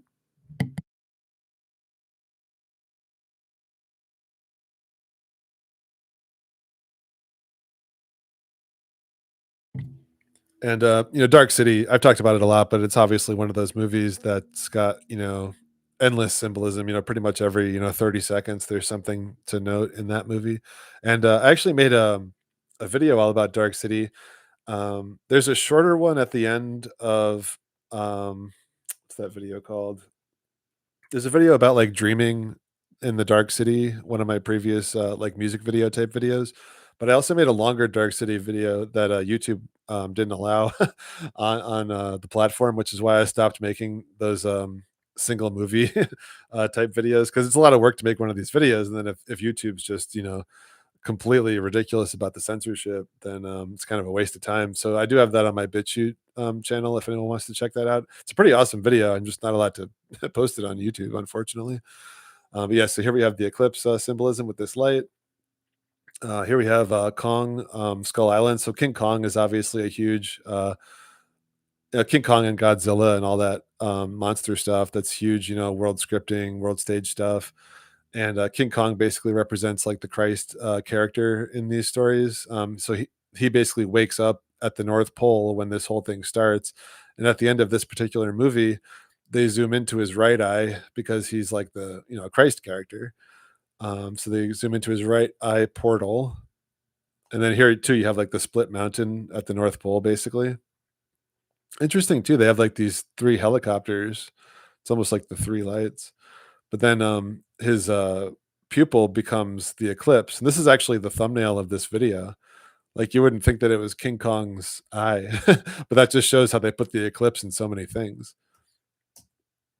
So here we have the movie This Is the End. This is a comedy about the end of the world, but there's a ton of world script symbolism in it. This character is wearing the Jaws shirt. This is symbolic of the CV spiked balls that we see in the on the chalkboard in I Pet Goat 2. And right before the end of the world starts happening, they're right next to a corona sign. So here's the eclipse. So they don't have to put an eclipse in the sky. They could just show you the word corona. And then when that happens, the glass breaks and the world starts shaking and the blue beams happen. And now these people are literally raptured straight up into the blue beams. I'm not saying that that's exactly what's going to happen in real life. I certainly wouldn't take it off the table, but there's a number of ways this whole blue beam thing can go down. I actually think I don't want to get too off track, but I think that we're going to be the EMPs basically when this whole thing happens. But I'll talk about that in a future thing. But it's like Neo in the end of the second Matrix movie when he's supposedly in reality and he's able to stop the Kraken robots with like some kind of like his own personal EMP. Like I kind of think that that's going to happen to God's people, and that's probably going to like erase all the digital technology and all that. But that's just a theory. Um, so yeah, you had this blue beam rapture in this movie. So here we have the invasion. This is a body snatchers movie I've talked about. Came out in 2007. The end credits of the movie show the eclipse. Here we have Event Horizon. Tons of eclipse symbolism in this movie. This movie is another one of those movies like Dark City, where just like every 30 seconds there's something world script related. So they're in this chamber with all these black spikes, and this is the chamber where they have the engine, which is the Eclipse black goo portal, basically. And this space, vessel they say has been to hell, before the movie even starts. So that's why this chamber is all black spikes and coated in black and metallic and all that, because it's the opposite of like Superman's Fortress of Solitude with all the white and clear spikes and crystals and all that, because Superman is connected to heaven essentially, whereas the Event Horizon is connected to hell.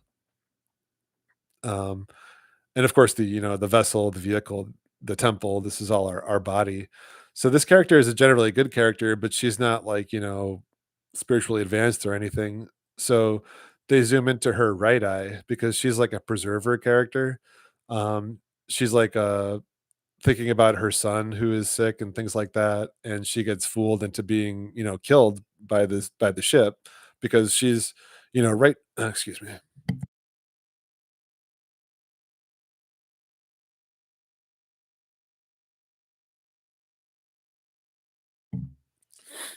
sorry. But she gets most of the characters get murdered by the ship. So like if you're only like right pillar oriented, that's not good either.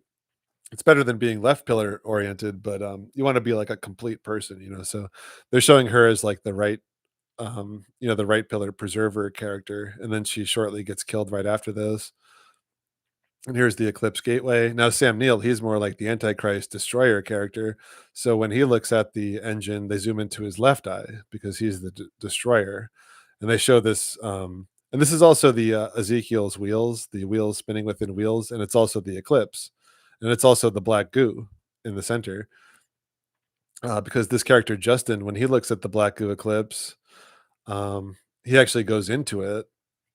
Yeah, so here we have the black mirror with the black goo pool, and he gets sucked into it. And this is also like that symbolism we've seen where like Jesus's feet are showing, where he's like kind of like ascending into the apex dome, but this is the opposite, where this I would say is at the bottom, you know, so he's going down into the abyss. So it's like the reverse, you know, symbolism of those Jesus paintings where he's ascending up into the apex dome. This is more like the Kraken pulling him down into the abyss. Although it's happening sideways. Sometimes you have to flip these images around. And he's also got this cord connecting to him. So this is kind of like the pole too, or the central pillar coming out of it. So here you see like the pillar coming out of it. And then this is the eclipse. And then it shoots out this energy through this corridor that's shaped like an eye, because the whole thing is symbolic of our third eye, or our pineal organ. And then all these like sparks and explosions go through this third eye area. And then here's a door, and it forces this door opens. This is all symbolic, causing sparks. And then Lawrence Fishburne's character gets hit with this explosion, and he goes back into this glass, you know, window area, and he breaks the glass. So this is like the firmament breaking. And of course, with this George event, he was murdered in the Twin City, and you know, allegedly. And you got the corona highlighted on the, this is like probably the most famous picture of him. And you have not just the corona, but you also have the inverted mirror, you know, version of the eclipse in the mirror here. And this also is shown at the end of IPEC Go 2 with the Helio font logo. So here, just the large O, this is the eclipse, but then they also dot the I and move this over. And I'll talk about this in the next video. I just had too much information for all this Eclipse stuff, and I had to break it up into two videos. I don't want to do like, you know, 3.5 hour videos. It's a little too much. In fact, this is already getting a little too much, but got a little bit more here to go. So anyway, this is like the Jupiter Saturn conjunction, as well as the eclipse, which is also the Star of Bethlehem, which all it's all relating to the same series of events before the end of the world, basically. This is another body snatcher movie by James Gunn. It's called Slither. I might talk about this in the future. Her leg is kind of making like a, you know, like a mountain shape here, and of course, this is like the Kraken, you know, hive mind body snatcher entities. And it's even maybe like Dark City too, with the Vesica Pisces type shape in the water, but maybe not. But the company that makes this movie is called Gold Circle, and the Gold Circle is the eclipse. And here we have at the end of Captain America, we got the corona, we got the spiked ball, we got the mask on Broadway. I didn't mention this, I think, in the previous one, but this is also the mountain symbol right here with the car. I think this is an infinity. I'm not 100% sure, but car emblems are very symbolic, of course, because we see them all the time. Like they're one of the symbols that we see pretty constantly.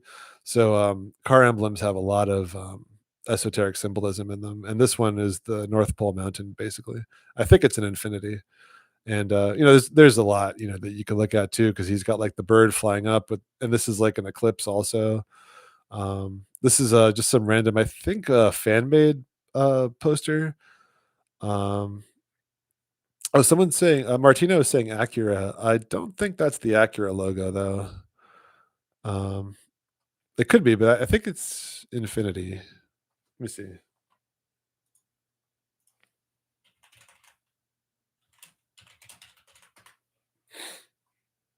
Oh, maybe it's not Infinity. Well, Infinity is the same shape. It's like if you look at the Infinity logo, it's also the mountain with the circle. But yeah, maybe it is Acura.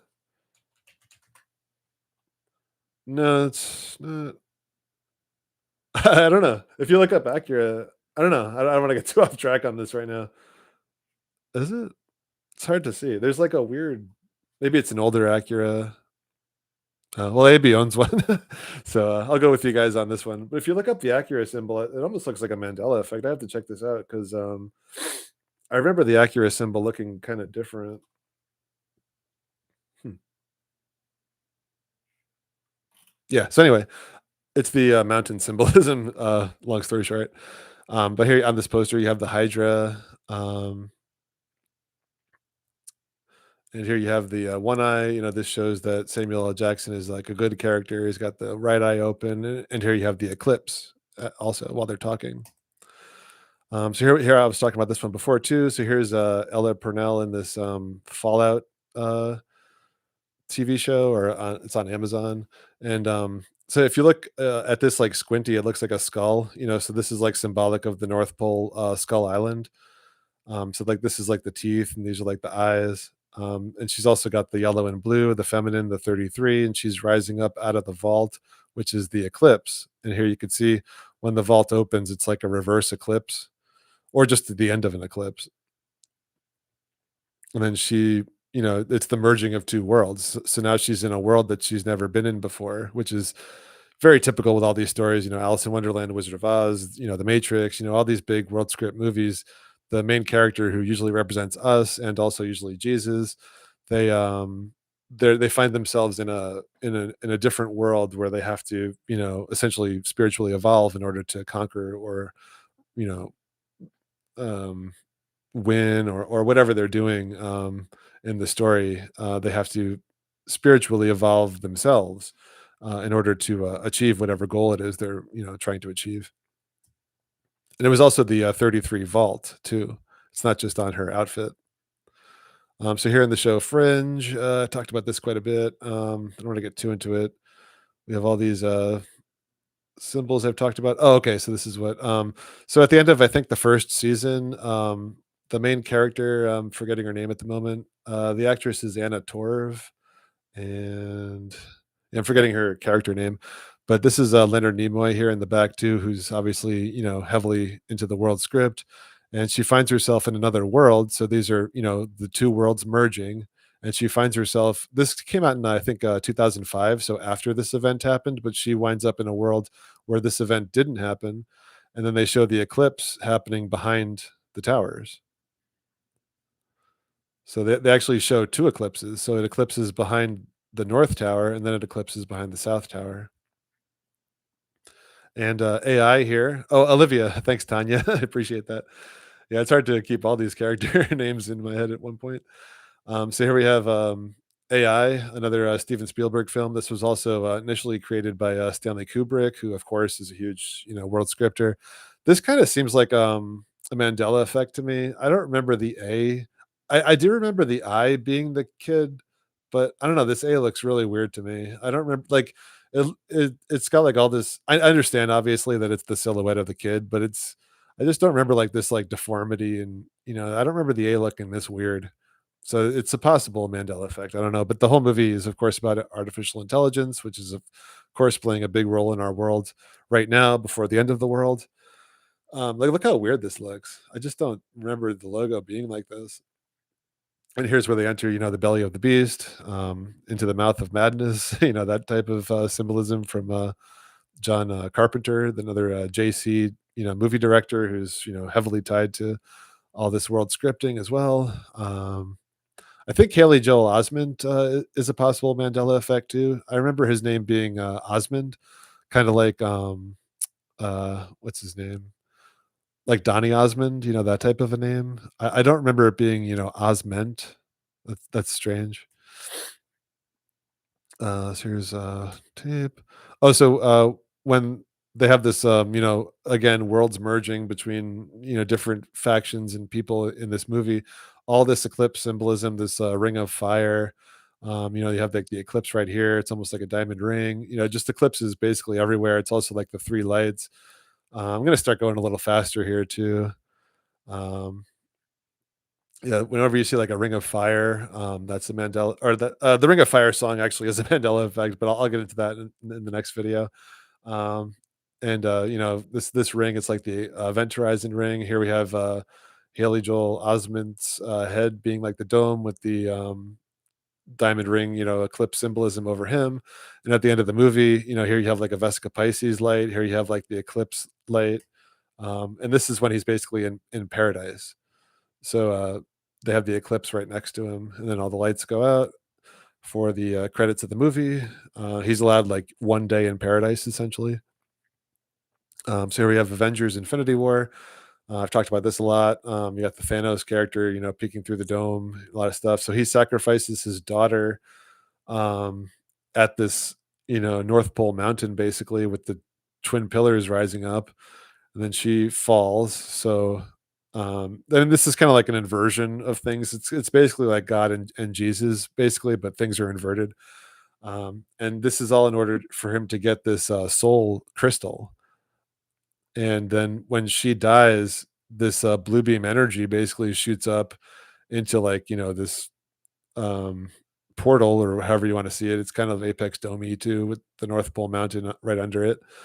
And then he finds himself in this pool of water, and there's an eclipse right above him. So he's again in this water pool, this water mirror, which is the central pillar of water. And then the eclipse is right above him, and now he has this soul stone. And I might do like a whole special maybe on all the Avengers movies, because they're obviously a huge piece of the world script, because so many people saw those movies, and so many huge actors and directors and people were attached to all those movies. So, and it's like Disney's biggest thing ever, pretty much. So obviously a lot of world scripting there. 2001 has a lot of eclipse symbolism going on. This is almost like a reverse blue beam 2 type of thing, with the X in the circle at the North Pole. It starts off with these, conjunctions, eclipse symbolism. You got the monolith with the, eclipse symbol here. And this is like the apex dome symbol too. Um, okay, yeah. And in the tall grass, this is a Stephen King story. This movies are actually pretty awesome too. I think it's on Netflix. So I'm sorry, I'm starting to get a little tired. My voice is kind of shot today. Sorry. Um, just going to try to get through this a little quicker. But they have this giant black rock in the center of this tall grass. So this is, of course, the North Pole Mountain.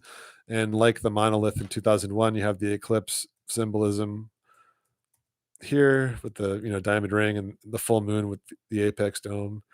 The abyss. This is like, I don't necessarily remember this why being this long. It might be a Mandela effect, but I'm not going to go 100% on that. But this is like the blue beam, charging down in the abyss, down underground.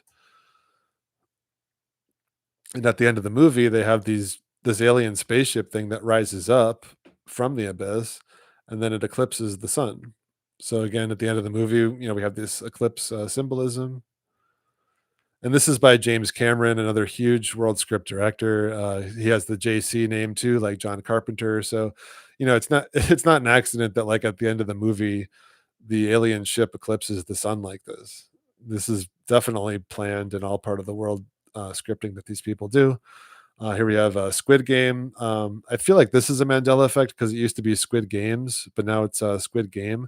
And I think Hazel Pfeiffer has a video on that one that's pretty good. Definitely check out his channel. He's got a lot of awesome Mandela effect videos.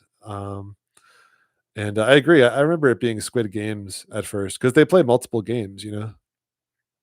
But the Squid Game, this is like the Kraken game. That's why this show is so huge. It's all about like the Kraken and the world, basically. So, this is like the fake dome of the world, and this is the dead world tree in the center. You even have like the twin pillar thing going on here, the twin lodges or houses. And then this is either the second or the third season of Squid Game, where the guy, like the recruiter guy, he goes up to these homeless people, and he's basically eclipsing the sun. So you see his head is the dome, and he's eclipsing the sun, and he says, you seem to be struggling living a life with no future. He has a gift for him. So he gives these people this choice. You could have some food right now, or you could have a lottery ticket. And of course, most people pick the lottery ticket and then get nothing. Um, Hitchhiker's Guide to the Galaxy. This might be a Mandela effect here too, with the some letters merging. Um, and this is also the eclipse symbolism. This, of course, too, is also that pyramidal design at the bottom of the poster that I've pointed out a lot of times. This represents, the North Pole Mountain and the eclipse, of course. These are the main characters, kind of like some blue beam symbolism. Uh, this I don't want to get too into this movie either, but this is an interesting button here. It's like the apex dome, basically, with the kraken tentacles coming out of it. And then this guy, well, I don't want to get too into it, but he's got like two heads, and he's kind of like the Janus god type of thing. But this is their ship as it's traveling, and it makes an eclipse. And this is when worlds are merging. So you have like the main character, he's just used to his normal life on Earth, but then his world merges with these people who are, space travelers and adventurers and all that. So this is just their ship in front of the sun, and see it passes and makes the eclipse with the diamond ring. And then it even has like some apex dome looking, got the concentric circles and all that. And then this is like another kind of eclipse symbol, but mainly, this eclipse here. And this is the Matrix, the first Matrix movie.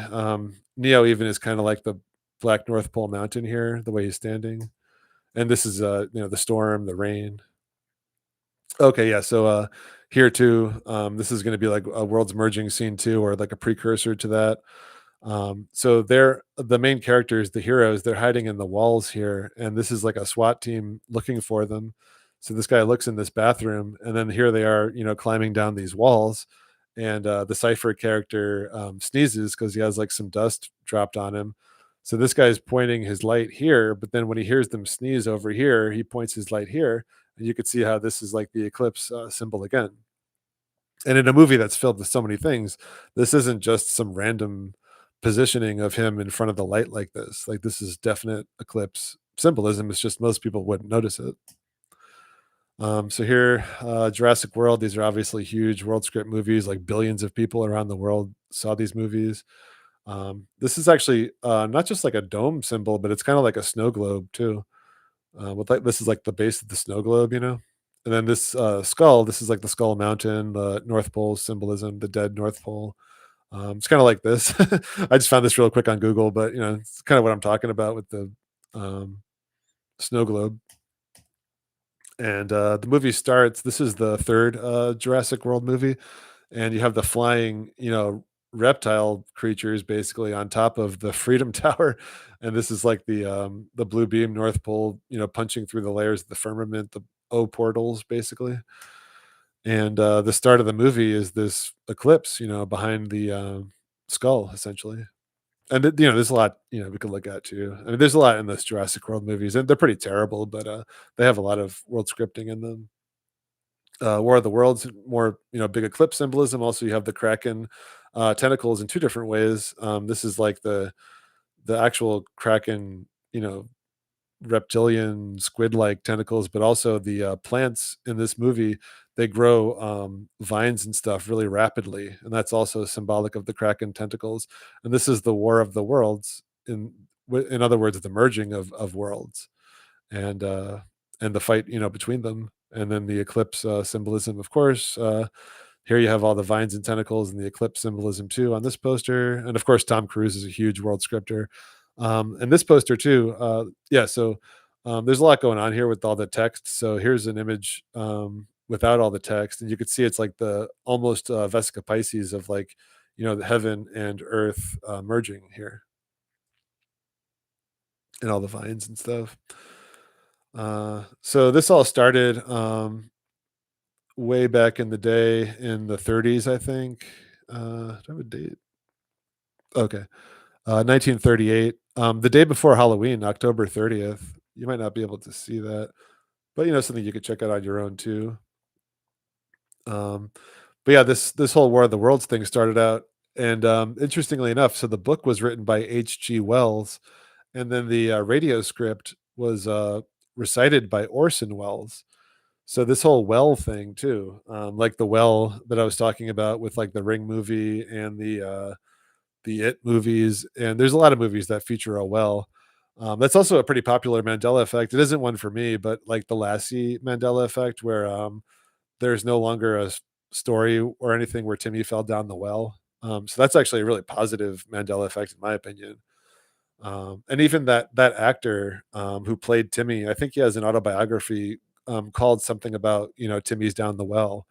So that's similar to like the Star Trek Scotty autobiography, where his autobiography is called what is it? Beam Me Up, Scotty. And now they never said "Beam Me Up, Scotty" in Star in Star Trek. So pretty interesting residue for those. And yeah, Mike Cull. Yeah, the well, the pit, the abyss. Yeah, it's all the same symbolism. It's basically at the bottom of the central pillar, and like what's under, like deep under the North Pole Mountain. And of course, they used this fake story on the radio to cause a bunch of trauma and fear and terror and emotions in all the people listening to the radio. So this is, this is basically the same thing as the Charlie Kirk thing. It's that they've been playing these games with the public ever since there's been mass communication. So here, I think this is the start of War of the Worlds. So War of the Worlds literally starts the Steven Spielberg movie again. Steven Spielberg with this eclipse diamond ring symbol, and then it shows the text of the movie, the logo. And Venom, the movie, I talked about this quite a bit. I have a pretty good video on it too, where I compare the movie Venom and Upgrade. Oh, I don't know if I included Upgrade, maybe, but the Upgrade has a ton of Eclipse symbolism in it too, and that's all about man merging with machine and letting AI take over and all that. And then Venom is essentially the same movie, but instead of AI, it's about an alien, black goo jacket.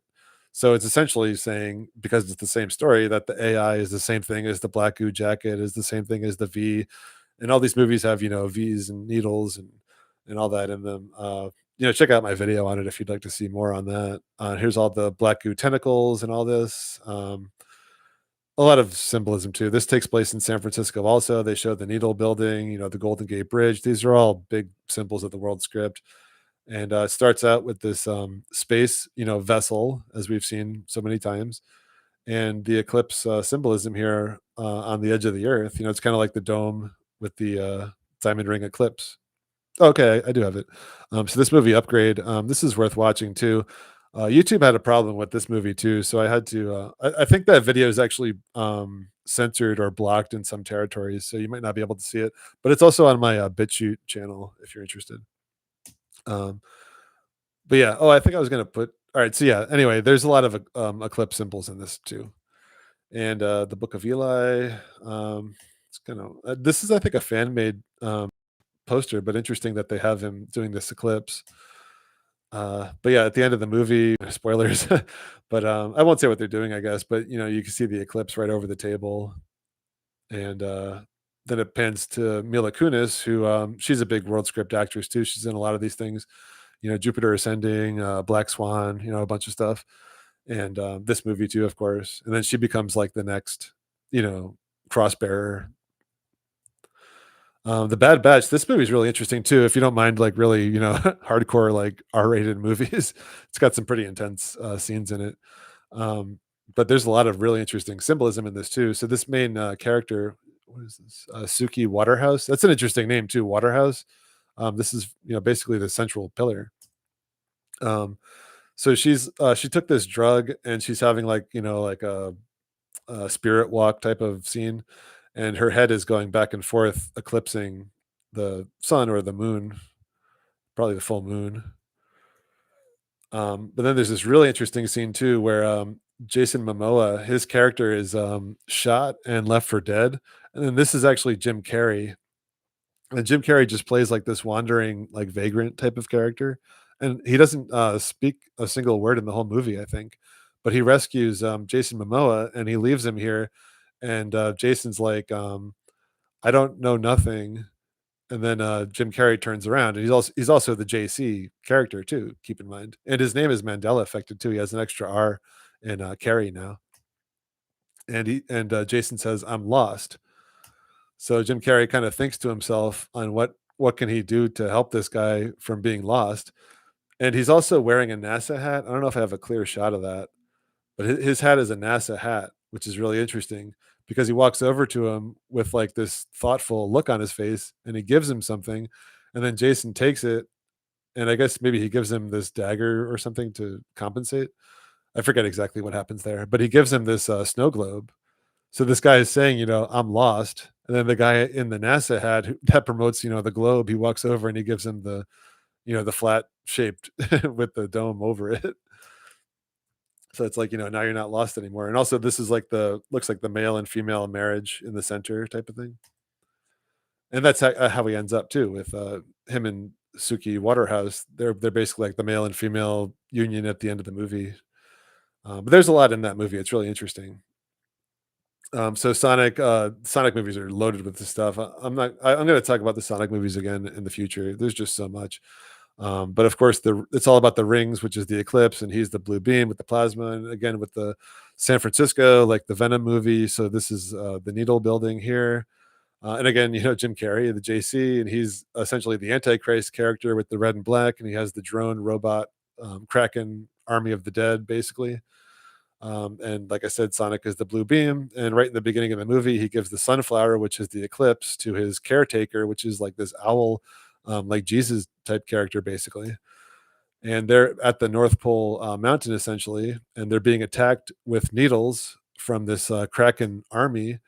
And here's the X in the circle representing the North Pole. And then one of the needles goes shooting through the glass. So here we have the broken glass, like the firmament. And then that needle goes right through the sunflower, right through the eclipse. So this is like negative, inverse blue beam symbolism because Sonic is the real blue beam and he's being protected by this Christ figure. Also with some apex dome symbolism with the owl. There's a lot with the owls too. Like I'll talk about animals in the future. But yeah, so this goes right through this, central pillar, right through the eclipse again. Now they're in this domed hut. So this is, symbolic of the dome and the Kraken attack outside of the dome. And then she goes flying out of one of the windows to escape from this army. And as she's flying away, they shoot an arrow at her, and she gets shot into the side, like how Jesus is pierced in the side with a spear. And then she falls to the ground, and she can't protect Sonic anymore. So she opens up this Eclipse portal gateway, and Sonic goes through it to another world. And this is how the movie starts right before that scene where they show that they're on this North Pole island with all the waterfalls. And Sonic is the blue beam racing around this island. And he goes right over this dome shape. And when he crosses right over the dome breaks right at the top here. Because what's really going to happen is the blue beam comes up from the bottom and it shoots through the top of the dome. But, they're playing around and having some inversion going on here. But the blue beam, breaks the dome right here. And throughout the movie, he's got all kinds of eclipse ring symbolism. Even his eyes are kind of like eclipses. And he gets shot with a needle from this guy who's wearing a needle building shirt. And it's like so over the top. I'll talk about these movies in more detail in the future, but they're really over the top. And so Sonic drops the ring and it opens up a portal to the needle building. This guy, James Marsden, he's the actor from Westworld also, which is another big World Script TV show. But yeah, so tons of eclipse symbolism. And this is actually Sonic also, where they're at the police station, and even the badge for the sheriff station or whatever looks like an eclipse. And then at the end of the movie, Jim Carrey, his character gets sent to another world. And here we have like the conjunction and eclipse symbolism. And this is like the mushroom planet. And we talked about this in the past too, with all that fly agaric symbolism. And he's got one of Sonic's needles. So this is a good needle. This is like so Sonic also represents the CV, because when a hedgehog curls up into a ball, it's a spiked ball like the CV. So the CV is essentially the seeds of the tree of life, or the seeds of the blue beam. So he has one of these, quills or needles from Sonic, and he uses it to make the blue beam essentially. So he's created this communications tower on top of a mushroom. So here we have the communications tower. This is all North Pole mountain symbolism again. And then the blue beam shoots right up from that mushroom, the North Pole mountain. And then when the blue beam shoots up, it also creates this dome. But, the dome was already there in real life, but it shoots up through the dome. and then the dome eventually, dissipates from the blue beam. So it's a little different than reality, but you can see how crazy this symbolism is, because this is basically what's going to happen. So this would be like the dome over the Earth, and then the blue beam shoots up right through the center, and then that takes the dome down, and it shoots up through the apex dome, which is somewhere around here. And cool. All right, so we'll end on the Princess Bride and give my voice a rest. I don't know why my voice is so bad today. I've actually been pretty good the past few days, but sorry about that. I thought it was going to be good this morning, but anyway. So here we have the Princess Bride poster with the twin pillars and the North Pole Mountain. This looks to be like Mandela affected to me too. Like I don't remember this star or this like shape in the middle. Very strange. I'm not 100% sure on this, even though it's one of my favorite movies, but I just hadn't seen it. Um, but there's a lot you could look at with that. Also, this is another poster for it. This is the laser disc. But you have like the male and female union. This is kind of like the unfinished pyramid, the North Pole Mountain underneath them. Then you have the North Pole Castle. This is representative of the North Pole Mountain too. It's almost like a dome shape too over them. There's another one. What does it say? Shrieking. This is kind of strange too, with the O's being small. Like Rob Reiner's O is like small with a line under it. Like, was it always like that? Like, why would they even do that? And then down here with all this writing, they have like the O's doing this. I don't know. It's weird. I'm not going to say it's a Mandela effect because I don't know, but I'm just pointing it out that it might be a Mandela effect because it's very strange to say the least. Oh, thanks, Bushin. I appreciate that. I appreciate it, guys. Oh, Tanya says, oh, nice. Yeah, Tanya checked out Upgrade. Yeah, for sure. Yeah, Upgrade and Venom are basically the same movie. They're just about different things, but they're really about the same thing. So here's another poster for Princess Bride. This one's really interesting too because you have all the mirror symbolism, and it also it spells the Princess Bride upside down. See, like that. So it's pretty cool poster design. But also what they're showing is really profound. So here you have the tree. So this is like the North Pole tree. And here you have the castle, which is like the North Pole castle. So these are like the same thing basically, or the same area. And here too, you have the house um, or the temple. And then here you have the vessel, the sea vessel. And these are basically the same thing too. And here the movie starts with the male and female union making the eclipse in front of the sun. And then here, this is what I was talking about too with that movie Society and the hoops. So they're having a celebration because that Prince Humperdinck, he's announcing his marriage. So the marriage is also the eclipse symbolism, the diamond ring and all that. And this person is throwing these hoops up in the air. I know it's really hard to see, but if you watch the scene, all these hoops are being just thrown up here in the middle of this crowd, and they're forming, Vesica Pisces and eclipse shapes. So this is like very Vesica Pisces. I just stopped it at different times, but he's up here, announcing his marriage. So it's not a coincidence that that guy is throwing those hoops up. That's on purpose because it's all symbolic of this marriage, which is essentially the cosmic marriage between uh, heaven and earth, basically, or between us and Jesus. We're like the bride of Christ. And this scene is really amazing. So here we have Inigo Montoya with his sword, and it's his father's sword. So keep that in mind. Oftentimes these characters have their father's sword, like in Conan and stuff like that. So he desperately needs to find the hero, who's like the man in black, the main character, Carrie Elways, and he can't find him, and he's lost in this forest. So, with his father's sword, he asks for his father's help to guide him. And while he's doing this, they pan up and they show the eclipse over his head. So, his head is the dome, and here he's eclipsing the sun, and he's asking for his father's guidance. So, his father spiritually is moving his sword to the right directions. This is like God guiding us. And he hits this tree. And this would, of course, be, the central tree at the North Pole. But he thinks that, that it was all, not real, and that he's like, oh, great. I asked for help to find this man in black, and I just got my sword, stuck into a tree. So he's exasperated, and he's, almost given up basically. But then when he touches the tree at a certain point, this door opens and the door opens to exactly to the place where he needs to go, which is under the North Pole Mountain where the blue beam is, charging up.